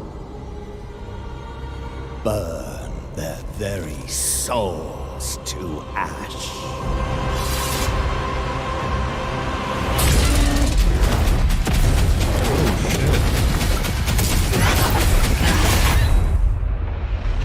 Your flesh has been made sacrosanct with the mark.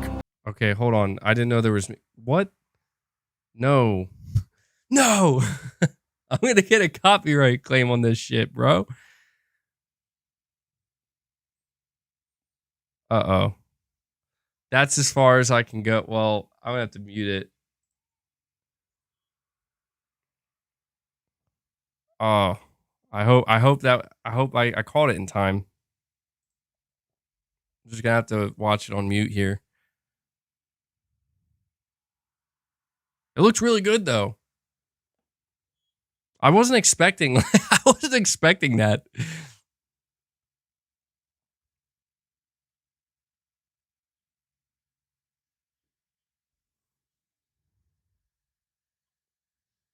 Yeah, dude, it basically looks like Dark Souls 4. I'm into it.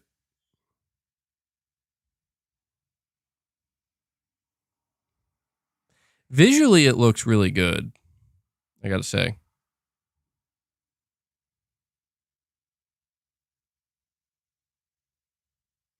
Oh, sorry, JC, you're saying I told you 5 times to mute it. I apologize, man. That's my fault. That's my fault. I should have been paying closer attention to the chat.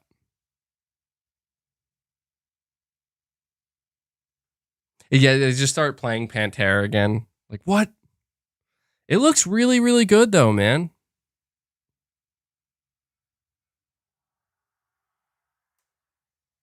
Like, it looks surprisingly good. Because wasn't the first game, like, mid?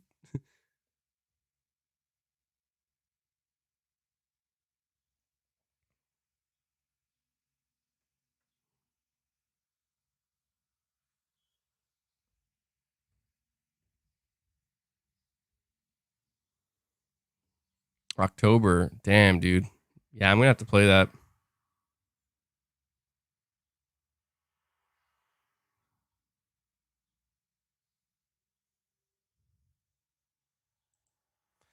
That looks really good, guys. I like it. So, question, how was the playback on your end? Were there any issues at all? Was it smooth? Any lag? Any hiccups? Anything like that?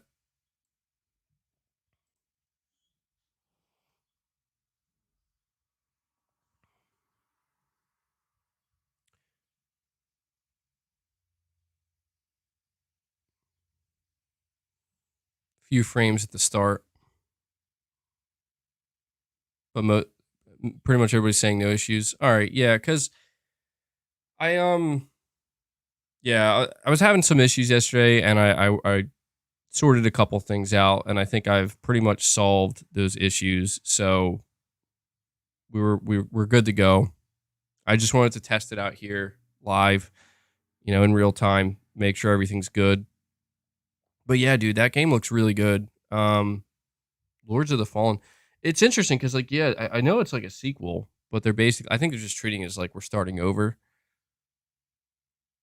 Because actually, wait, hold on, wasn't the first game just literally called Lords of the Fallen? Or was it Lord of the Fallen? Either way, who cares, man? It looks like they made some serious improvements. Seems like they really turned it up a couple notches. A reboot, yeah. Yeah, I mean, I don't know if I'm going to be there day one, because that's the thing. It's coming out in October, and I'm sure there's going to be we'll see. We'll see if I'm still playing Spider-Man at that point. Whatever else might be coming out. Saying I should go bottom left. Yeah, maybe I'll do that this time. But yeah, guys, I think that's pretty much going to do it for this stream though today. We talked all about expectations for the PlayStation Showcase. We went over every studio, every partner studio. You guys gave a lot of your thoughts. I thought it was a pretty good stream. I enjoyed it. I had a good time. At this point, it's just counting the days down, I'll have to be on the lookout to see if this stream ends up getting a copyright claim or not. If it does, I should be able to just like mute that section, or cut it out or whatever I got to do. But yeah, before I head out, guys, just before you head out, hit that like button for me. I'd very much appreciate that. I want to, as always, thank you guys for your continued support here on the channel. The continued support through membership gifts, through, yeah, I know, JC, it's all good, man. Through membership gifts, all of you guys who are members, and for all the super chats. So thank you guys. I appreciate your continued support. And I don't know for sure if I'm going to stream tomorrow or Tuesday, but just be on the lookout. I will probably have some type of content coming out. I don't know what. So look out for that. And yeah, we'll just a couple more sleeps before the PlayStation Showcase. So thank you guys again. huge shout out to everybody for all your support, and enjoy the rest of your Sunday. I'm going to go enjoy mine, and I'll catch you guys in the next one. So until next time, take care, everyone.